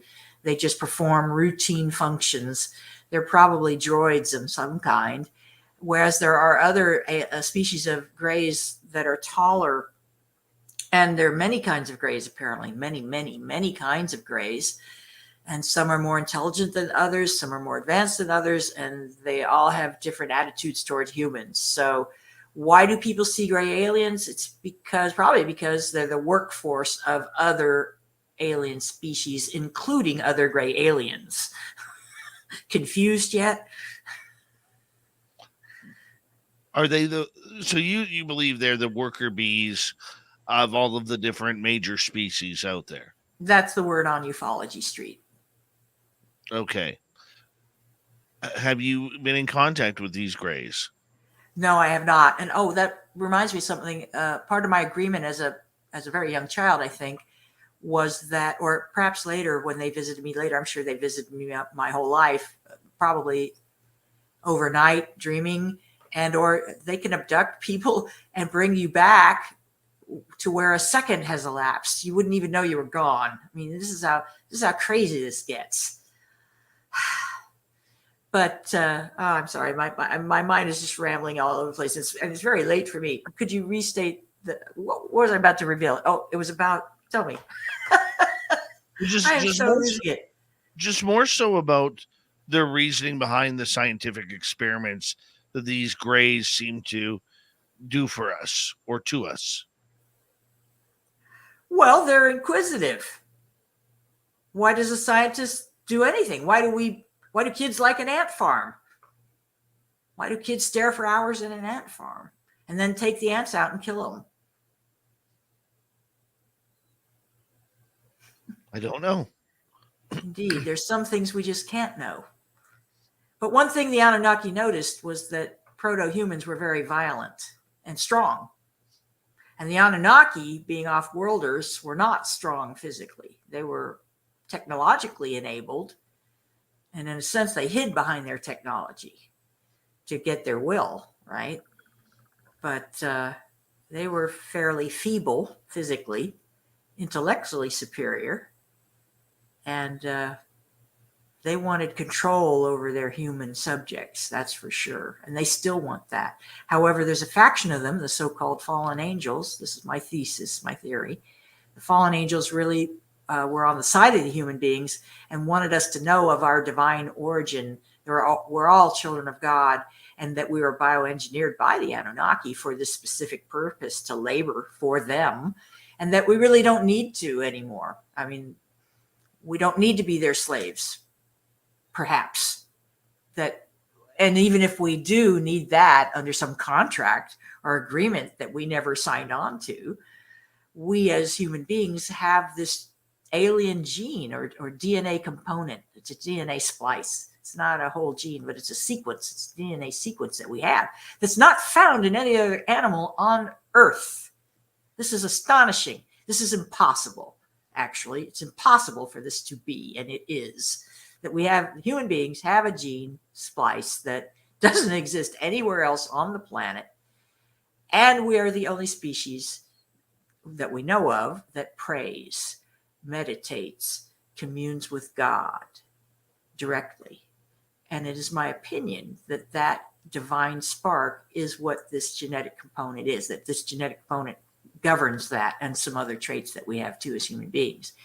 And that the Anunnaki, having put that spark into us, that trait into us, that the original creators were of mixed mind. Some of them wanted us to know that we could basically astral travel. We could develop our psychic faculties to the point where we could astral travel and commune directly with divine sources, our oversoul and the Akashic record.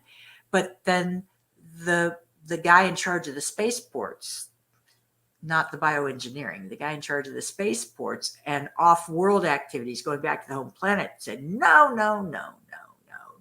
we must keep the humans ignorant. And then a big fight. They fought over that. Yes, that I can see. Well, what do you think they want with humans, especially those who go from generation to generation to generation being taken? I don't really know. They've never said. They're very coy.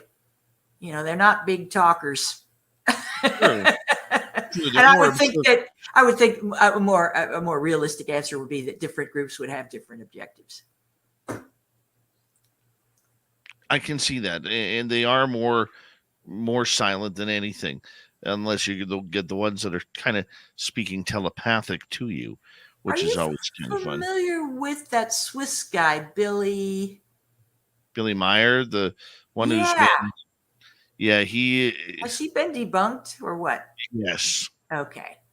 Because that was pretty astonishing for viewers and listeners who don't know. Billy Myers was a Swiss guy who produced photographic evidence and videos claiming UFO contact from what, the 1920s? Was it? 30s, 40s, 50s, 60s, 70s. Fairly long time ago, before World War II, if memory serves. And it was very compelling, but apparently a complete fraud. Yeah, it's too bad. But I'll tell you a more interesting story to me is there are a lot of interesting anecdotes that you find as a UFO researcher. There's one out of South America. The strangest things come out of South America. And one was another mass sighting. Villagers looked up and they saw a UFO approach from above and descend and take up a holding position. This was a saucer, basically, with panoramic windows. And they could see entities behind the windows inside the craft looking down upon them. And it hovered there for a good long while, watching them. They were watching each other, and it creeped the humans out, of course. What were they doing there? Were they sightseeing? Were they counting people? Were they seeing who would react to their showing up? You know, were they teenagers joyriding? Who were they? What do they do? We don't know. But somebody knows. Somebody in our government knows for dang sure. And they're not telling. And why aren't they telling? Because they want control. They want control over us. It's all about control. And that's why our government is panicking. The Pentagon is panicking because they're hiding behind airspace threat. Airspace threat. UFOs constitute an airspace threat. Therefore, we must obliterate them. We must smush them. It's just so unrealistic. The thinking is so bizarre that of the US military, that because we cannot control them and because the technology is so far beyond ours, we must fear them. First of all, our attitude must be fear, suspicion, and we must assume a defensive posture because they could obliterate us. Well, honey, if they wanted to obliterate us, they would have obliterated us a long time ago because they've been around since we've been around, because they created us. The whole narrative, the U.S. government's narrative, doesn't hold up to anything. It doesn't hold up to archaeological evidence, the Sumerian texts. It doesn't hold up to decades of empirical research, non-empirical research, as in anecdotes and what do they call them now? Civilian scientists civilian scientists collecting information and writing books about so-and-so said this, so-and-so reported that, even collecting newspaper reports. In 1946, Mabel and Abel were out on their porch and they saw a bright light come down and took out their windmill. And it wasn't a meteor. They walked over and there wasn't anything there. There was no smoking hole. It was just the thing glanced off their windmill and shot off and flew away. That's It's a amazing story. how these That's a stories- story that I read. It took out somebody's windmill back before radios, even, I think. So it wasn't, nobody much knew about it until you start to collect newspaper reports and you start to analyze and look at these stories and see what's similar about them and what's different. And that's fascinating my whole life, the common threads through all these stories, because there are a lot of common threads. 3.5 minutes before we have to say goodnight to you. I can't believe it. I'd be remiss if I didn't ask you about your love of Bob Lazar. Well, if it's really 3.5 minutes, I have to plug my book a little more. It makes a great gift. Christmas is coming. It's 10 easy to read cases from the Foo Fighters after World War I to the Phoenix Lights, 1987 mass sighting in the United States. Top 10 book. You want it. Help me out. Help your friends out. Become educated. And what was your question? What do I think about Bob Lazar? Bob Lazar? I think he's the real deal. I have a lot of admiration for the man. It would be my greatest fortune to meet him someday, but I doubt it will happen because he's not attention seeking. And I'm not particularly active in the world that much anymore. I don't go forth in the world that much. But he, as I told you before the show, I would listen to Bob Lazar when he first started speaking in the late 1980s, and he had the ring of truth. He was clearly an engineer. He was clearly telling the truth for people who are psychic and have empathy. This man was not making it up. He had nothing to gain and all to lose. And yet he wasn't persecuted by the government. That was the real question about Bob Lazar. Why wasn't he killed? And you said, Dave, before the show, that attempts were made until Bob Bigelow stepped in and had a few words with powers that be. And those death threats, the death attempts stopped. That's correct, right? That's what I believe. Yes. Yeah, that rings true. Actually, rings true. Yeah, the CIA has offed a lot of people in the name of UFO cover-up. It's a real travesty of justice, and you'll note that the United States government has failed to apologize to people like me and. I mean, I could name UFO researchers till we're out of time, and I'm a very small fish in a very large pond of serious UFO researchers, believe you me, with all modesty. The government never came out and apologized to us for maligning our characters, discrediting us, and in some cases ruining lives and careers, not mine, but other people's lives and careers were ruined because they reported UFO sightings that were genuine, probably. And they were discredited as being false, and the people reporting that truth as being crazy and institutionalized and then killed. This is just, and that I want to leave on and up. So let's talk about something upbeat. The good news. What's the good news? The good news is that for years and years and years, anybody studying UFOs wished for, hoped for, prayed for disclosure. And disclosure meant our government being transparent, telling the truth. Well, it's happening now, and I'm living to see it. So that's great news.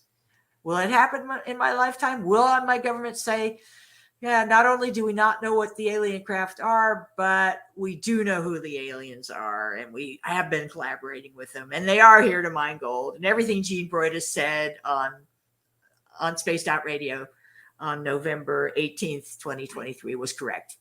I don't expect that. It would be great, but I'm not holding my breath.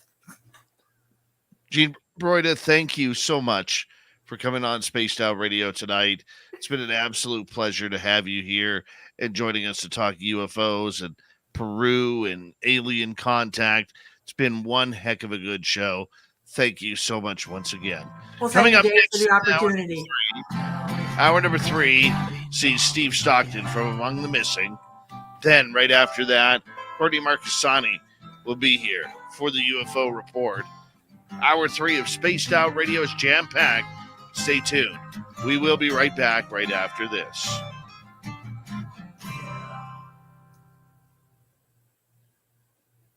All right, Jean, thank you so much for coming on. Very My much pleasure. appreciated. Wow, Dave, this was awesome. All this Glad you had a chat, good all time. this chat. It's just blowing my mind. Well, you can hop in on YouTube and log in and chat away. Yeah, I'll clear the studio. Thanks so All much right, for the man. opportunity. You I were really wonderful. Thank you. appreciate. Take care. We'll do it Bye. again. Bye. Lovely lady, that Jean Brda. I will be right back. She's probably going to come back and join you in the chat room.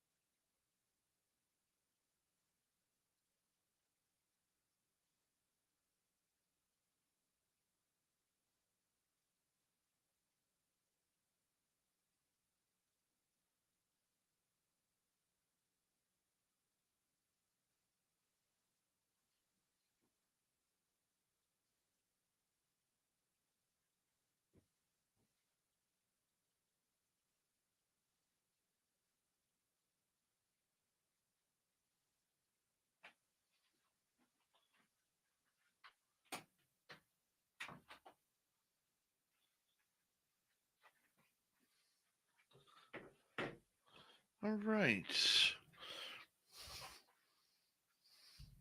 What a good show.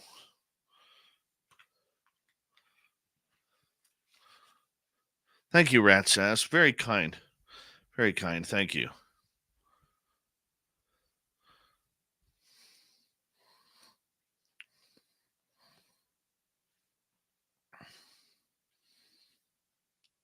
It's fun doing what we do. Having all of you here for it. Need you all to tell a friend and invite them in. So that way we can grow. Thank you, Louis ×3, Charles and Pam, for the super chats tonight. Very much appreciate the love. Want to see you all in Reno, May 10th through 12th, 2024, for the 3rd annual SOR fan party. I will be there. The entire SOR team will be there.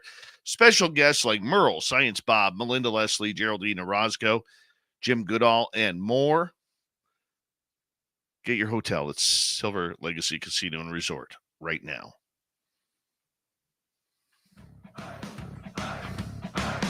Would you like to connect with us? Head to spacedoutradio.com for all your latest show info.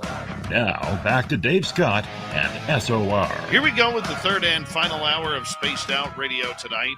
Thank you so much for joining us. My name is Dave Scott. Very much appreciate earning your listening ears wherever you are on this beautiful planet we call Earth. Hello to everyone listening in on our terrestrial affiliates around North America, digitally on Odyssey Radio, TalkStream Live, and KPNL. All of our archives are free. Join us at youtube.com/Spaced Out Radio. Do old Davey the favor, hit that subscribe button. The Desert Clam has set the password for tonight in the SOR Space Travelers Club. What do you got for us, Clam? A biotrophy. A biotrophy is your password. Use it wisely, Space Travelers, as the Clam sets the password each and every night right here on Spaced Out Radio. Our website, spacedoutradio.com. We have a plethora of features for you. Rock out to Bumblefoot, read the news wire, check out our swag as well. Follow us on Twitter at Spaced Out Radio, Instagram at Spaced Out Radio Show, and you can join us on Patreon at the SOR Space Travelers Club. It is that time of the night where we say hello to Steve Stockton from the YouTube channel Among the Missing, joining us right now. Hello, friends. Welcome to Among the Missing YouTube channel on Spaced Out Radio. I'm Steve Stockton, and I'm about to take you on an unbelievable journey of people just like you. Their stories and encounters will haunt us on Among the Missing.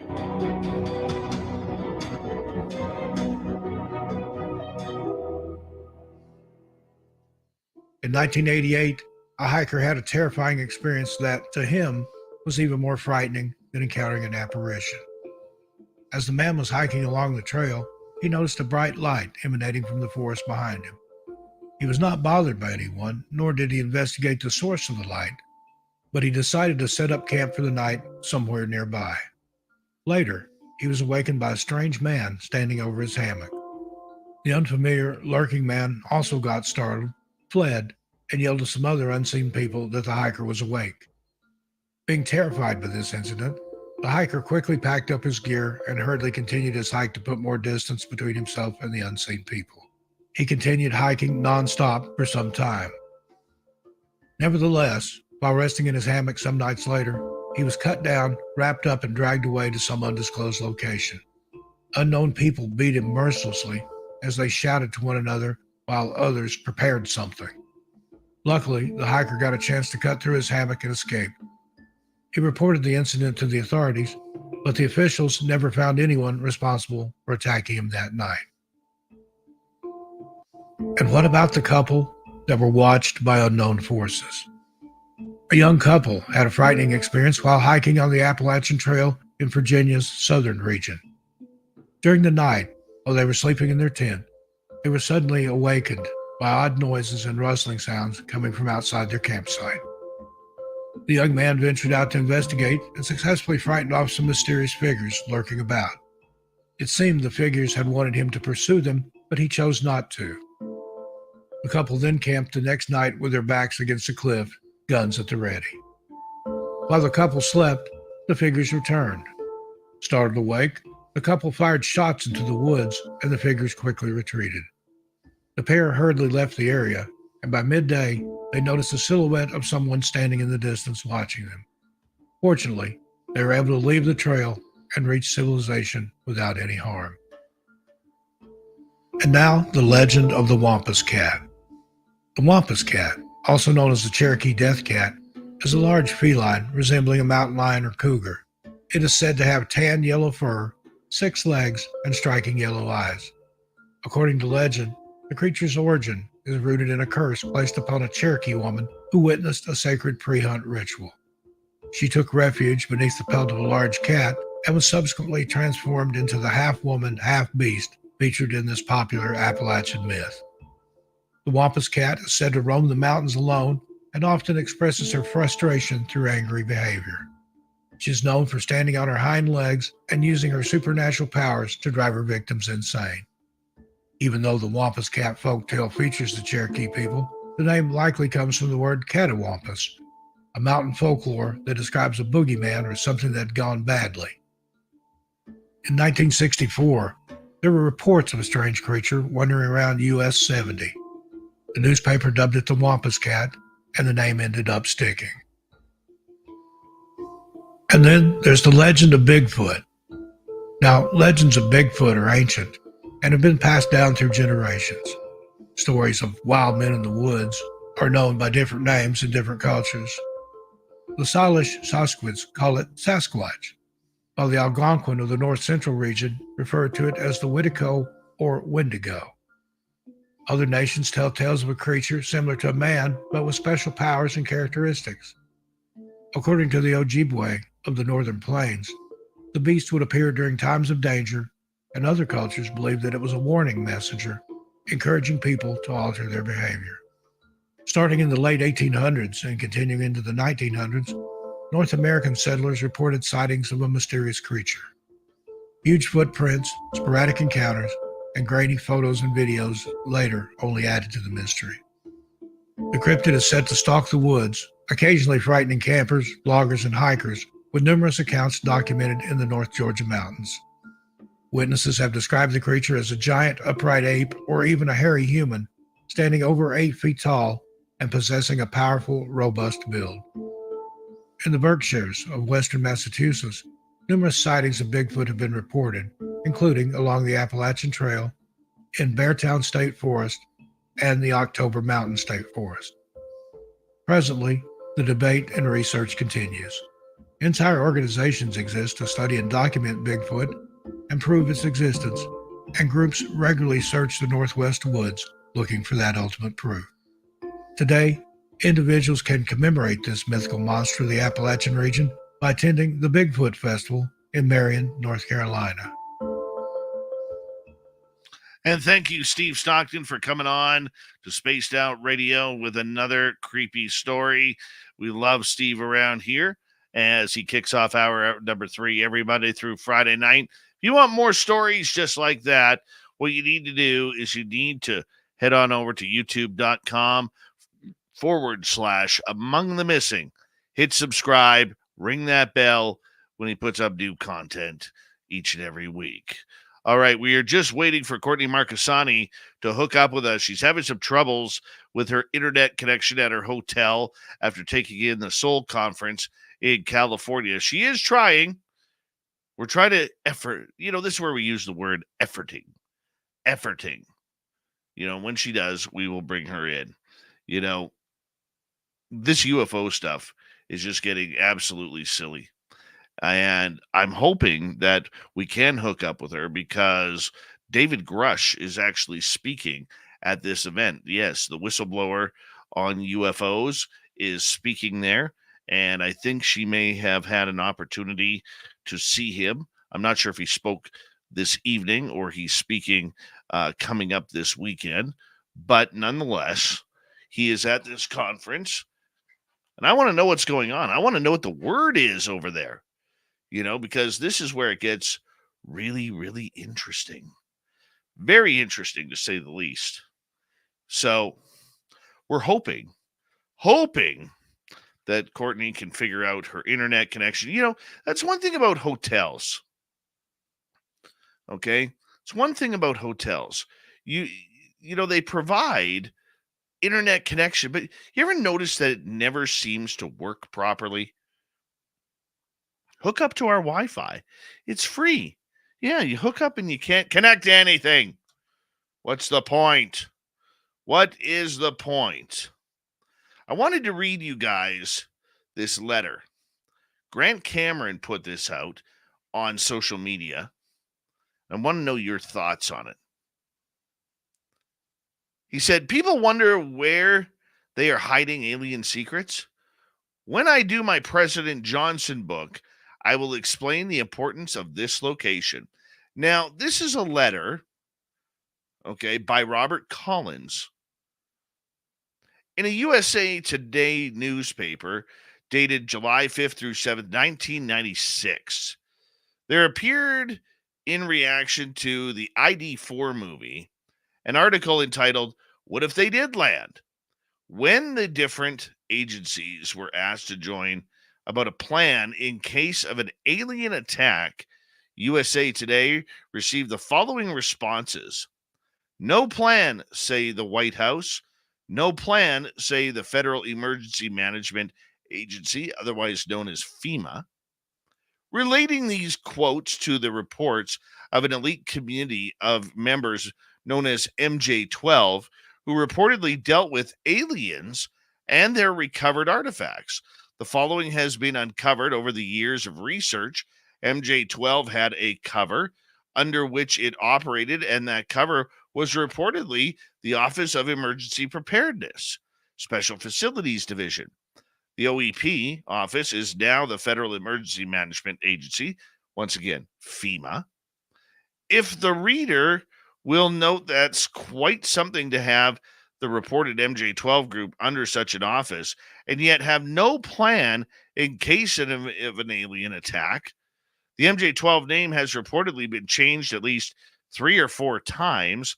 The first name change in the 80s was reportedly Oraka Panel, and first ever since the MJ12 security system has been changing this and other code names at the drop of a hat.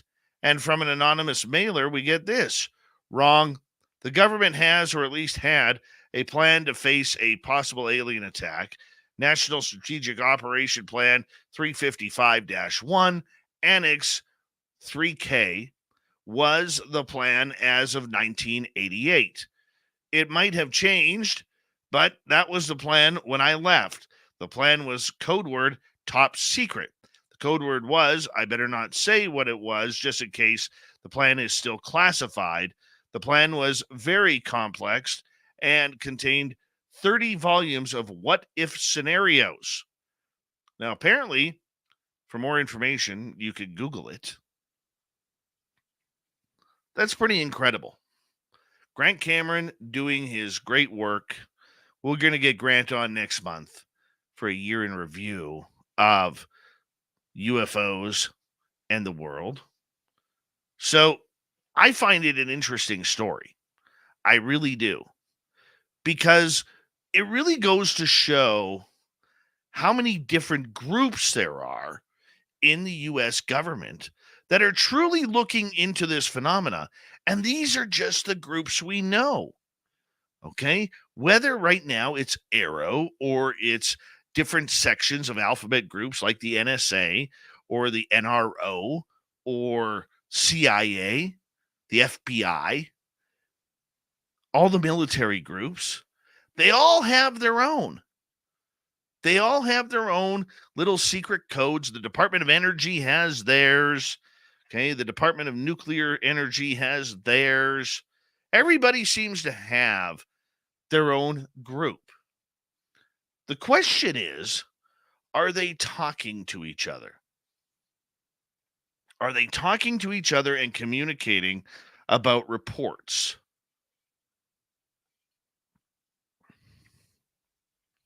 This is something we need to know.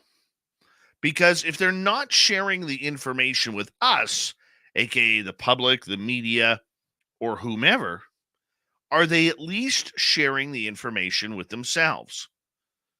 This is a major question that needs to be asked. Is there somebody who could answer it?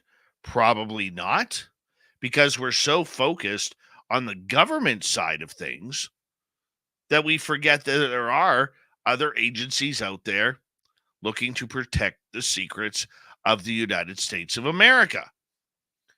You look at the Five Eyes. There's another group looking into this. The Five Eyes being the United States, Canada, the United Kingdom, New Zealand, and Australia. They are sharing information on everything from alleged crash retrievals to UFO close encounters. So if this is happening behind our back, who's running it? And why is there not one singular group like Arrow that is supposed to be collecting this data? I'm not even going to mention NASA because that's a joke on its own. But this is why they're trying to shut down people like David Grush and potentially ruin any future testimony from future whistleblowers, because they want these trails, in my opinion, to remain dry. They want these trails of information to dry up so that way people like you don't get any information. But here's the thing that I want to put in your brain here. And that is, what if they are doing this to kill ufology, to kill podcasts, to kill YouTube channels, to kill blogs and radio shows that are trying to get this information out? Are they going to try and poison the mainstream media that is covering this topic? Because over the last year, News Nation has done a great job in covering the UFO story. Fox was doing a pretty good job at it as well, until that kind of died off. CNN never really caught up. The New York Times has been inconsistent. Politico has been not too bad for an online paper. But what if they are trying to kill ufology? Remember Lou Elizondo saying I guess it was over a year ago now, stating that he wanted to kill ufology? What if that's what they're trying to do?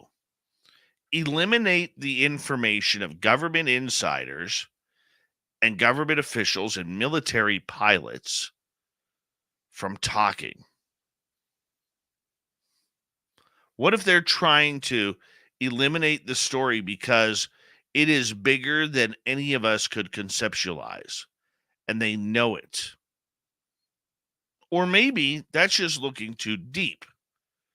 Maybe what they're doing is trying to kill ufology to protect their own butts from prosecution, from the American public who may go haywire in learning that within these secrets are names of ordinary American citizens who have been taken, who have been experienced, maybe used as MyLabs. I don't know. It's all hypothetical. But what if? What if that is the case? Think about it here for a second.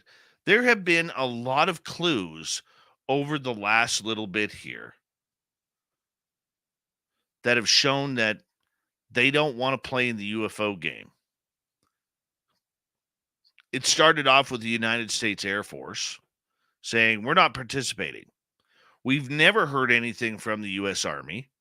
We've never heard any statements from the Marine Corps or the Coast Guard, and extremely few from the ones who should care in Space Force. NASA has been a joke. If you're following along here, we know they're lying. They've been lying for decades. Hiding photos, hiding videos, hiding reports that are already public from their own astronauts and test pilots.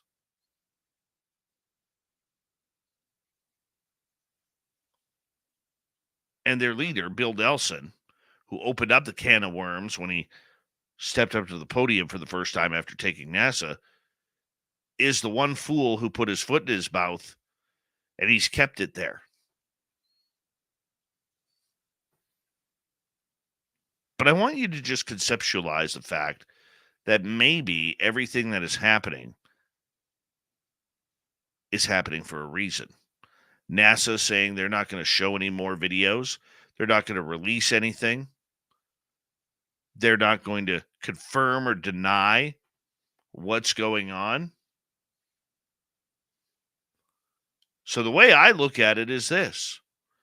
I think they are doing it to get out of the story. They don't want to play in the UFO game anymore. There's too much to handle, too much at risk, and it isn't just about national security either. If that's the excuse they're going to live, by God, they could hang their hats on that one. But I think we all know that isn't the reason why. I think what we're seeing here is we are seeing the fact that NASA, the Navy, the Air Force, the Marines, the Coast Guard, Space Force, and the Army, along with every alphabet agency, is just tired of having to talk about this subject. Something that is so completely top secret that they're like, we're done. We're taking our ball. We're going home.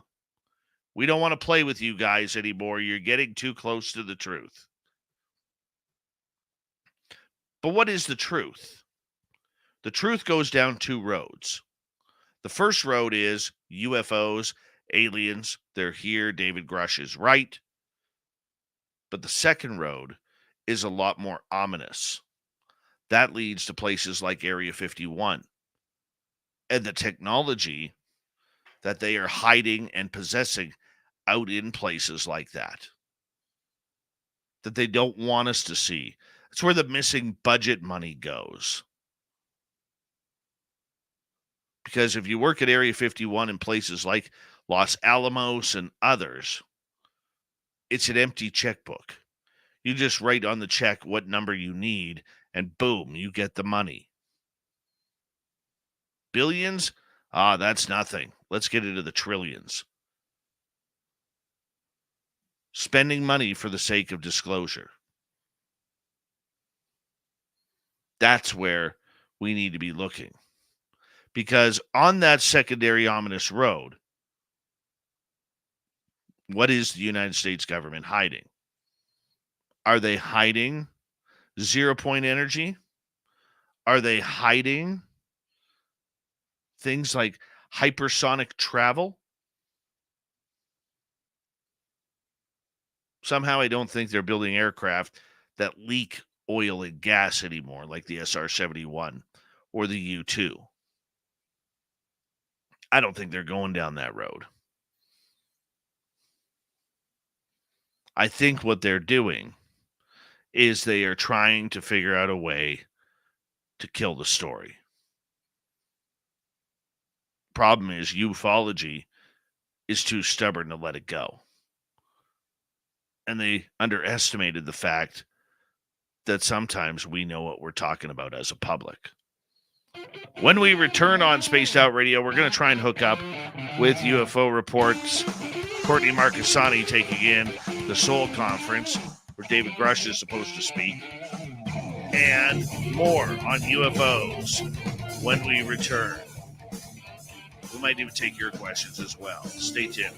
Spaced Out Radio's final half hour is next.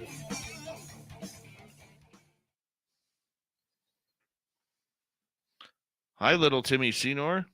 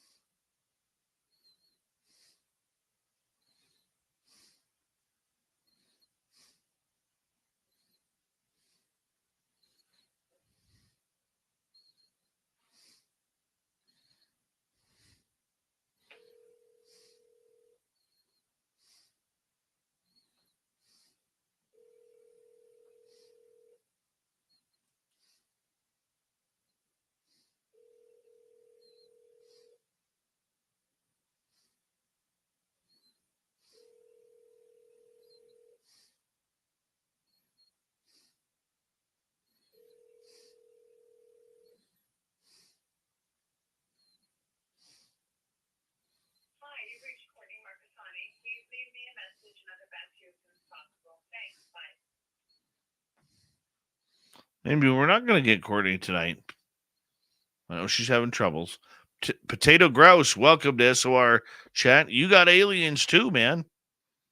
Vanessa, how are you? All right. You guys are going to have to help me out here. We're going to have to take some UFO questions and any of your questions, what you've heard throughout the week, what you want to think of, where you want to go. Okay. Start putting them in capital letters if you don't mind.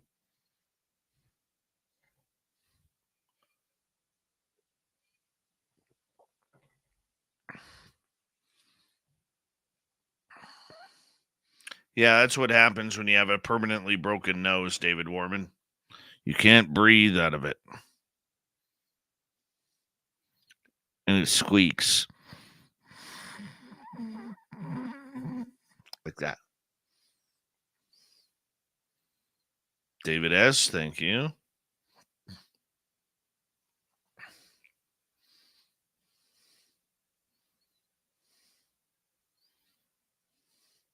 Tokeland, how you doing?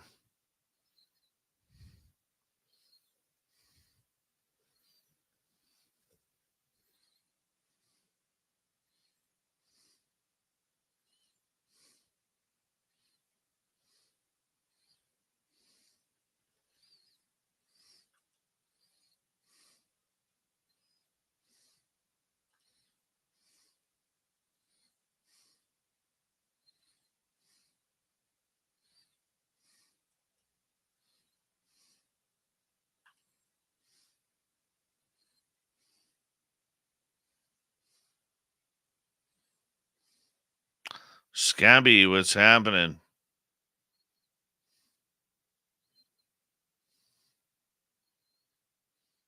If you actually pull right through here with some pressure, you actually open up your sinuses. It unclogs them. PRM Productions. I haven't seen the full episode, PRM. I was actually talking to Michael Masters today. We're getting him on, I believe, on the 21st of December.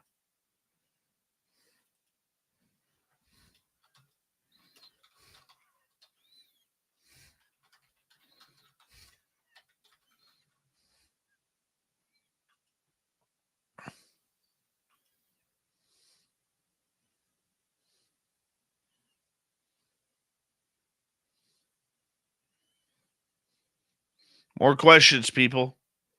We got like 15 seconds.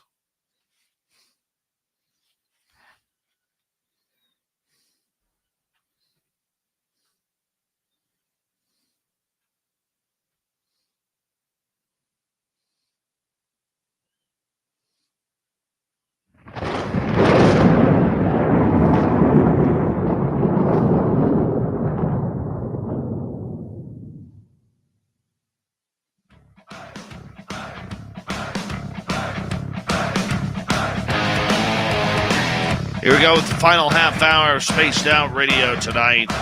Good to have you with us. My name is Dave Scott. Very much appreciate earning your listening ears. Reminder to all of you that if you miss portions of this show or others, you can check out our free archives by going to youtube.com/Spaced Out Radio.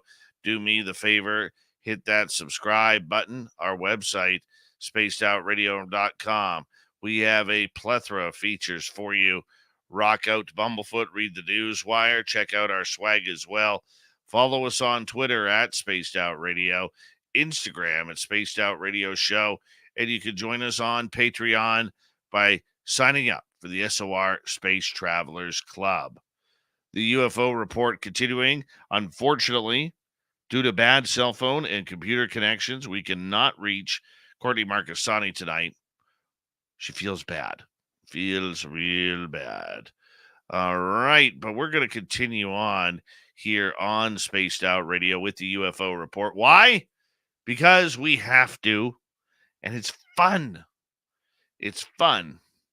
All right, remember the other night when we were telling you about Sean Kirkpatrick stepping down from the Arrow program. Well, on their podcast, Ross Coulthard and Bryce Zabel were able to say the name of a gentleman named Carl Nell is allegedly one of the two candidates up for the new director of Arrow.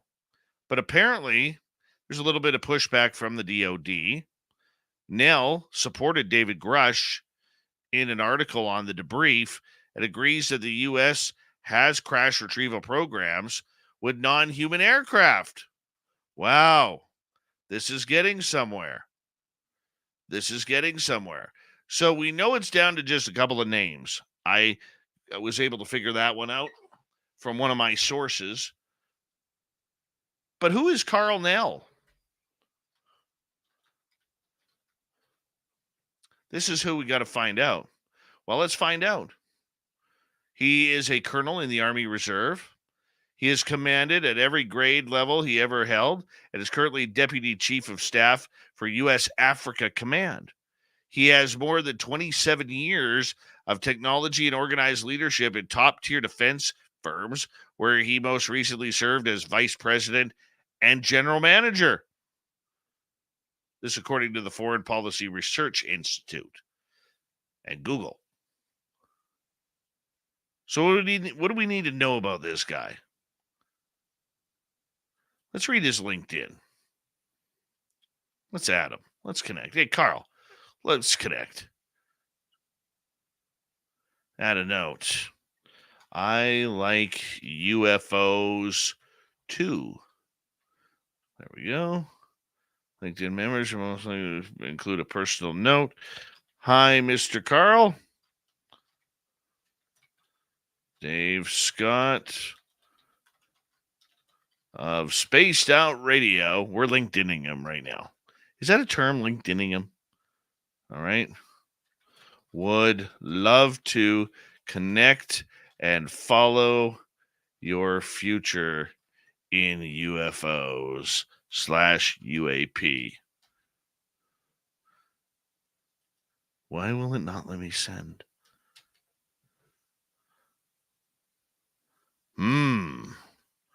He's got it blocked off. Okay, let's read what he writes about himself here.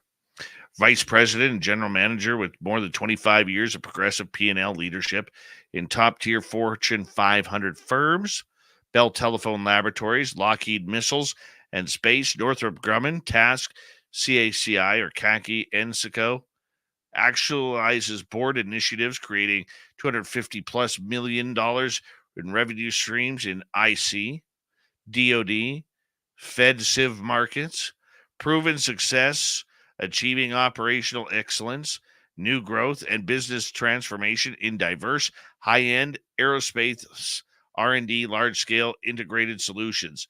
This guy needs to learn how to use a period. Loves his commas. Well, let's see if there's any ratings on him. Okay. So, up until present, he's worked as modern advisor to Vice Chief of Staff of the Army. Prior to that, or during that term, also Deputy COO, Director of Special Programs, Colonel, U.S. Africa Command, otherwise known as AFRICOM. He's a former Vice President and General Manager, Corporate Officer of Ensco Incorporated. Chief Strategist for the U.S. Army Reserve. Vice President, Solution Architecture for CACI International. Deputy CTO, Director, Systems Engineer and Integration for Northrop Grumman. Man, this guy's done a lot. Oh, here's an interesting one. From 1990 to 1994, he was Commander and Operations Officer of the U.S. Space Command, competitively selected for one of only 3 Army officer billets within U.S. Space Command in Europe, commanded a $14 million transportable satellite communications control central war traced directly to the Joint Chiefs of Staff, while serving as operations officer for a defense satellite communication system operation center valued at over $38 million, responsible for 63 soldiers. Think he saw some aliens?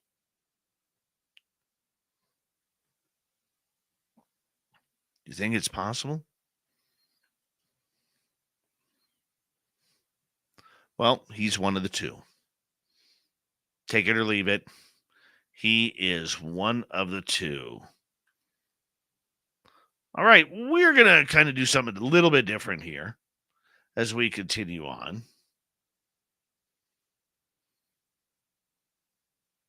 We're going to take some audience questions. Normally we don't at this time, but hey, we're going to rock and roll it. Start off with David. Have abductions stopped? We don't hear about them as much. That's actually a good question, David, because from what I'm hearing, abductions are continuing. They have not stopped. For some people, they have slowed down. For others, they have increased. But I think the reason why we have not heard a lot of them lately is because the majority of programs like this have been so focused on the government side of disclosure and or confirmation that we've kind of swept aside the experiential happenings of this topic. And for the majority, they just don't care or understand. But for me, it's just I have to follow the news. I have to go with where it is. But I love a good alien abduction story. I do. The problem is more people are coming out of the woodwork, but they are not talking about it. They are saying that it's happened to them, but they aren't going into full detail of what we heard from prior people like Travis Walton or the Andreessen family or many others. Because they could find a Facebook group, kind of say, hey, this is happening to me, and that'll be good enough for them. They're not digging in deep anymore. So yes, they are still going on. However, I don't see we're going to see an increase in alien abductions until the government announces that aliens are actually here. David Warman, what is the latest phenomena you have witnessed, Dave?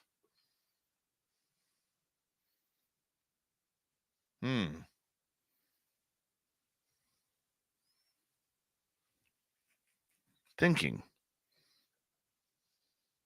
Probably paranormal phenomena because we just wrapped up a couple of weeks ago our ghost tours for the year. And during that time, we were introducing people to a lot of spiritual activity. So some of the phenomena that I was able to witness this year at the tour was in our big barn. I noticed a giant horse head because the barn was made to house Clydesdale horses. And if you've seen the size of Clydesdales or Percherons or Belgians or some of those major working horses, they're like a ton apiece, these horses. They're massive. Well, I saw one head sticking out of a barn stall in the complete dark with some shades of light. Saw like a horse tail swishing around like they do to keep flies away. That was cool. We had these little orb balls about just over an inch in size and diameter. And watching them go off for no reason was pretty cool. One of the other things that we noticed in one of our buildings, and I hadn't really noticed this before, is every time we were in there was a different odor coming out of this closet. It would either smell very perfumey, like fruit type of perfume. Other times, it would smell like garbage. And even a couple of times, it smelled like feces. Disgusting. And it was only in that closet that you could smell it. Now, we have always suspected in that closet, in a building that we call the post house, we always kind of felt there was like a portal or some sort of dimensional jumping room in there. But man, did it stink this year. That was pretty cool. Yeah. How can feces of the smell be cool when it's paranormal? It is. So that would be my latest phenomena. I did see some things this summer. My Sasquatch gifting site has been extremely quiet this year. I went out there last Saturday, and we were actually, it was kind of cool. We were actually surrounded by wild horses. Couldn't see them, but we could hear them all around us. It was awesome. Absolutely awesome. Let's go over to Nikki. Oddball question. How many more organizations do you believe may be created by whichever governments, by whichever agencies, to follow any government's narratives that are being spewed? I think that's a good question, Nikki. And I don't think the answer we're going to be able to tell. What we do know is that every major area has their own group looking into it. As I stated earlier,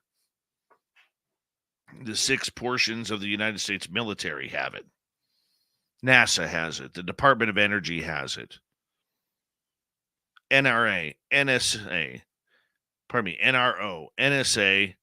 FBI, CIA, every alphabet agency knows they're there. The Pentagon knows they're there. I know up here in Canada, there's about 20 different alphabet groups that have their own agencies as well. And if we have that many, it's double or triple in the United States. Double or triple. So I really do believe that they are investigating their own reports from within their own divisions, but I do not believe that they are fully sharing information with each other, because in the end, they all want more money. And if the military isn't going to shake your hand, why are you going to help them? And vice versa. That's what we're seeing. Needs to go away. It's not right, but that's what we're seeing. All right, let's go to Tokeland. What is the most famous UFO sighting in your BC area? That's actually a good question. Back in 1988-89, there was an alien abduction right on the hill out of town. It involved a lady named Miriam Delicato. And apparently, from 2 hours away in this city called Quesnel, where Mandy the Haunted Doll is in the museum there, right before they entered Quesnel, their carload, which was heading to Vancouver, was being followed by a bright orb. And they were driving at night, very little traffic on the 97 highway at that time of night. But if vehicles did come, the orb would back off and go deeper into the air. And then the minute the vehicle passed, the orb would come right down like it was tailgating right behind the vehicle. There were 4 people in the vehicle. Miriam was in the passenger seat. Her friend was driving, and there were 2 friends in the back. Now, I believe they were heading to Vancouver for a party or a concert or something along those lines. So they were able to drive through Williams Lake without the orb following them. But the minute they got into the dark towards where I live, in 100 Mile House, British Columbia, the orb followed them the entire way. And then when they got out into town, it disappeared again. When they started climbing the 99-mile hill, the orb appeared. And then about 2 miles out of town, the orb cut the engine in the car. The car pulled over to the side. And Miriam said that she looked over at her friend who was driving, and she seemed to be in a trance. Miriam got out of the vehicle, said, "What do you want from me?" And from the other side of the highway, these two beings came over and took her. And they took her for 3 hours. Then when she came back, everybody was still in a trance on the highway. It was 3 hours later. Miriam opens up the car passenger door, sits down in the seat, closes it, and the slamming of the door woke up the driver and the two friends in the back. They didn't know that she was gone. No. But when the door slammed and woke them up, all three were dumbfounded that the car was pulled over on the side of the road and that it was ice cold. Extremely cold in the vehicle because it hadn't been running. So that's the big story here in my town. Let's go back to Nikki. Who would you consider giving testimony in front of the U.S. Congress? Who do you think would hold up to the scrutiny? From people we do know, I would love to see, if I had Dave's top 5, I would love to see Chris Mellon. And this is in no particular order. Mellon is the former Deputy Secretary of the of Defense in the United States. I'd love to see him. I would love to see Luis Elizondo put through. David Grush again, because I think that's important. I'd love to see Richard Dolan there. See what he has to say. And I would love to see George Knapp. I would love to have George Knapp under oath, having to spew the comments that he has learned and held on to for decades. That would be cool. That would be kind of awesome. At least that's my opinion. Derek is asking, Dave, do you think there are whistleblowers out there purposely spreading disinformation on behalf of the Department of Defense? Yes, I do. I believe that ever since the To the Stars Academy came in, there has been a disinformation campaign that goes against what people believe. And there came in a bunch of new people who'd never really studied this subject before, saying, we have no proof.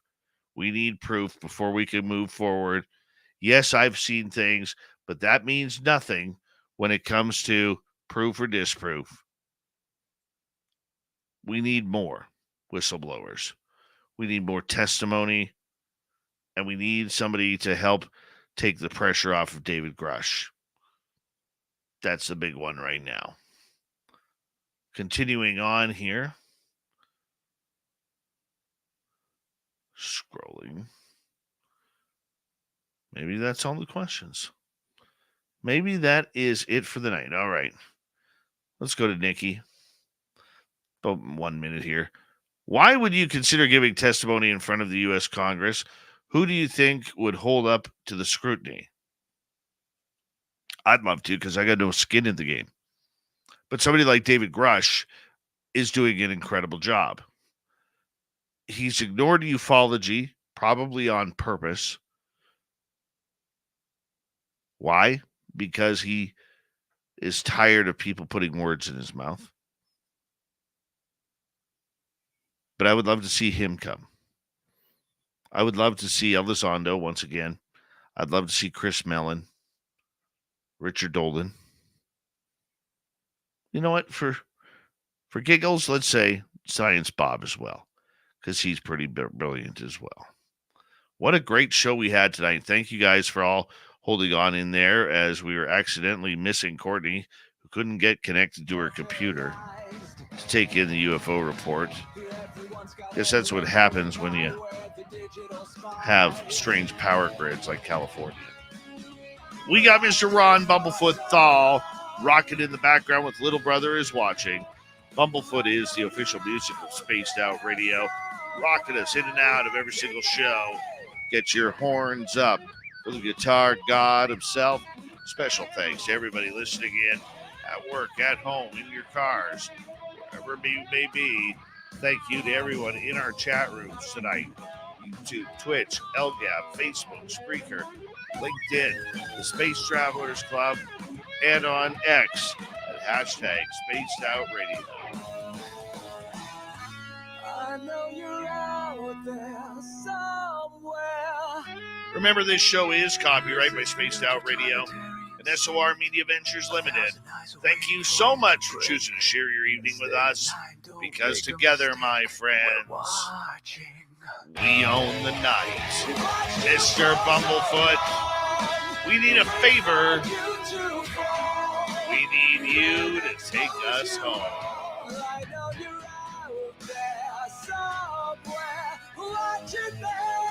Yes, the Woo train has docked for the night. But soon, my friends, we shall ride again. Your seats are always available. Your tickets never expire. And if you want to bring a friend, we've got room for them too. Good night.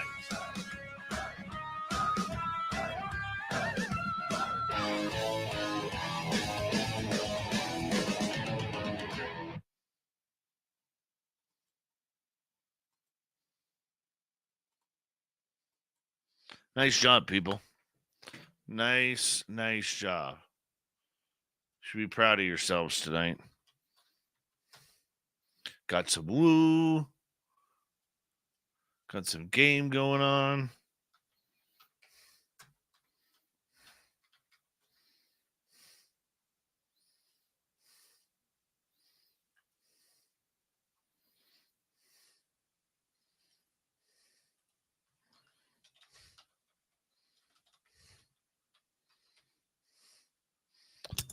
Right.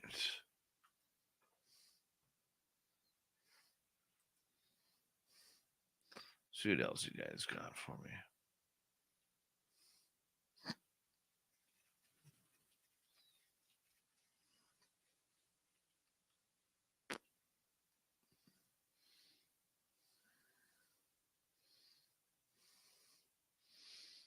I'm looking.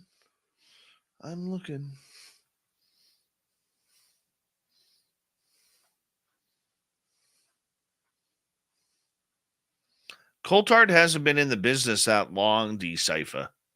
He doesn't really know the history. That's why I would put Dolan ahead of Coulthard. Coulthard is one of the faces right now, but what has he done? He's only been on scene for 2-3 years. Yes, he's brilliant. Yes, we need him there. It's not an insult or a plight against him. Okay? But we need people who are going to be extremely connected for the past 70 years.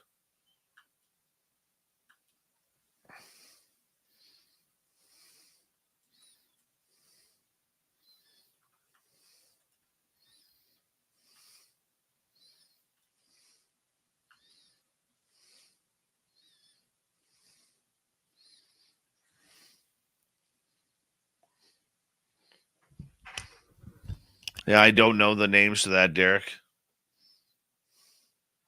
I apologize. I don't.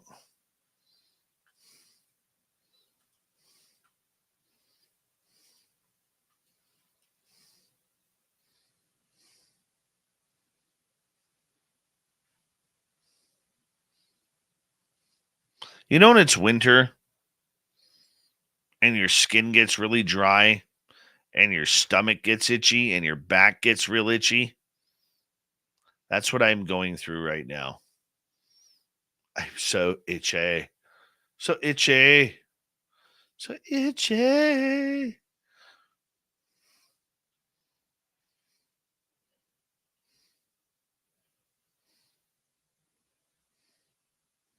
All the experiencers. I think you have to, Nikki, have an experiencer. This is a good question because I've thought about this. You have to answer or have an experiencer that is going to control their emotions, control what they say, because you'd become tabloid fodder if you don't.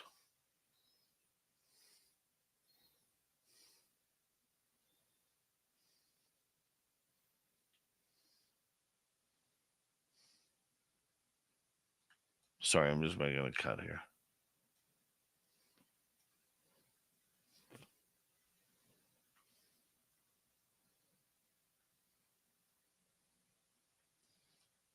Sorry, guys, I'm just editing here.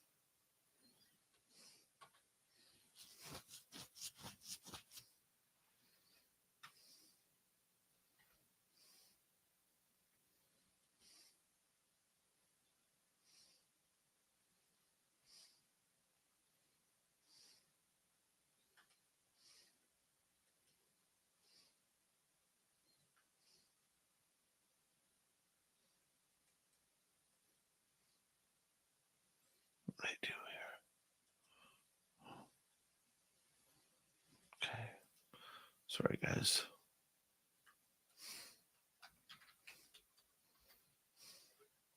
Forgot to save one here.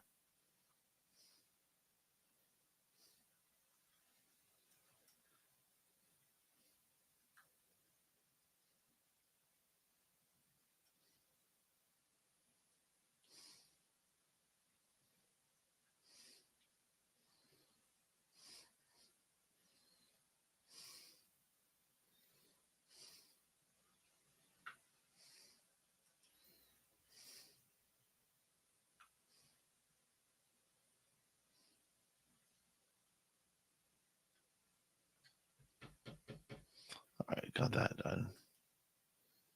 Save. Oh, no, cancel. That one has to go back as SOR. Cancel.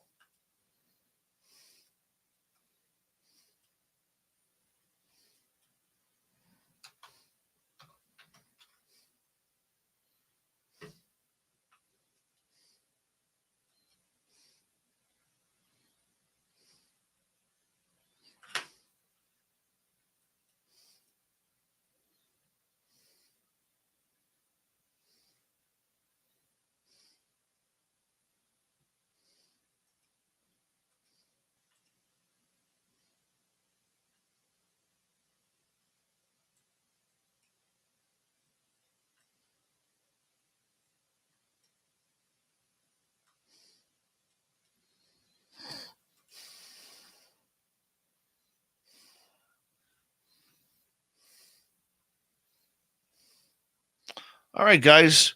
It's that time of the night where I'm going to say goodnight to all of you. Thank you to Louie with a hat trick of super chats, Pam and Charles. Very much appreciate the love this week from everyone. And I can't wait to see you guys on Monday, where my guest will be. Let's see, who's Monday? Vinny Adams. We're going to talk disclosure from Vinny over in the UK. Is that okay to you guys? So we get updated? Perfect. All right, let me just save that. Thank you, everybody, for a great week. We'll see you next week. Don't forget Jessica Jones and Sweet Robbie G with After Hours afterwards. It's going to be a great night of Saturday and Sunday. Take care.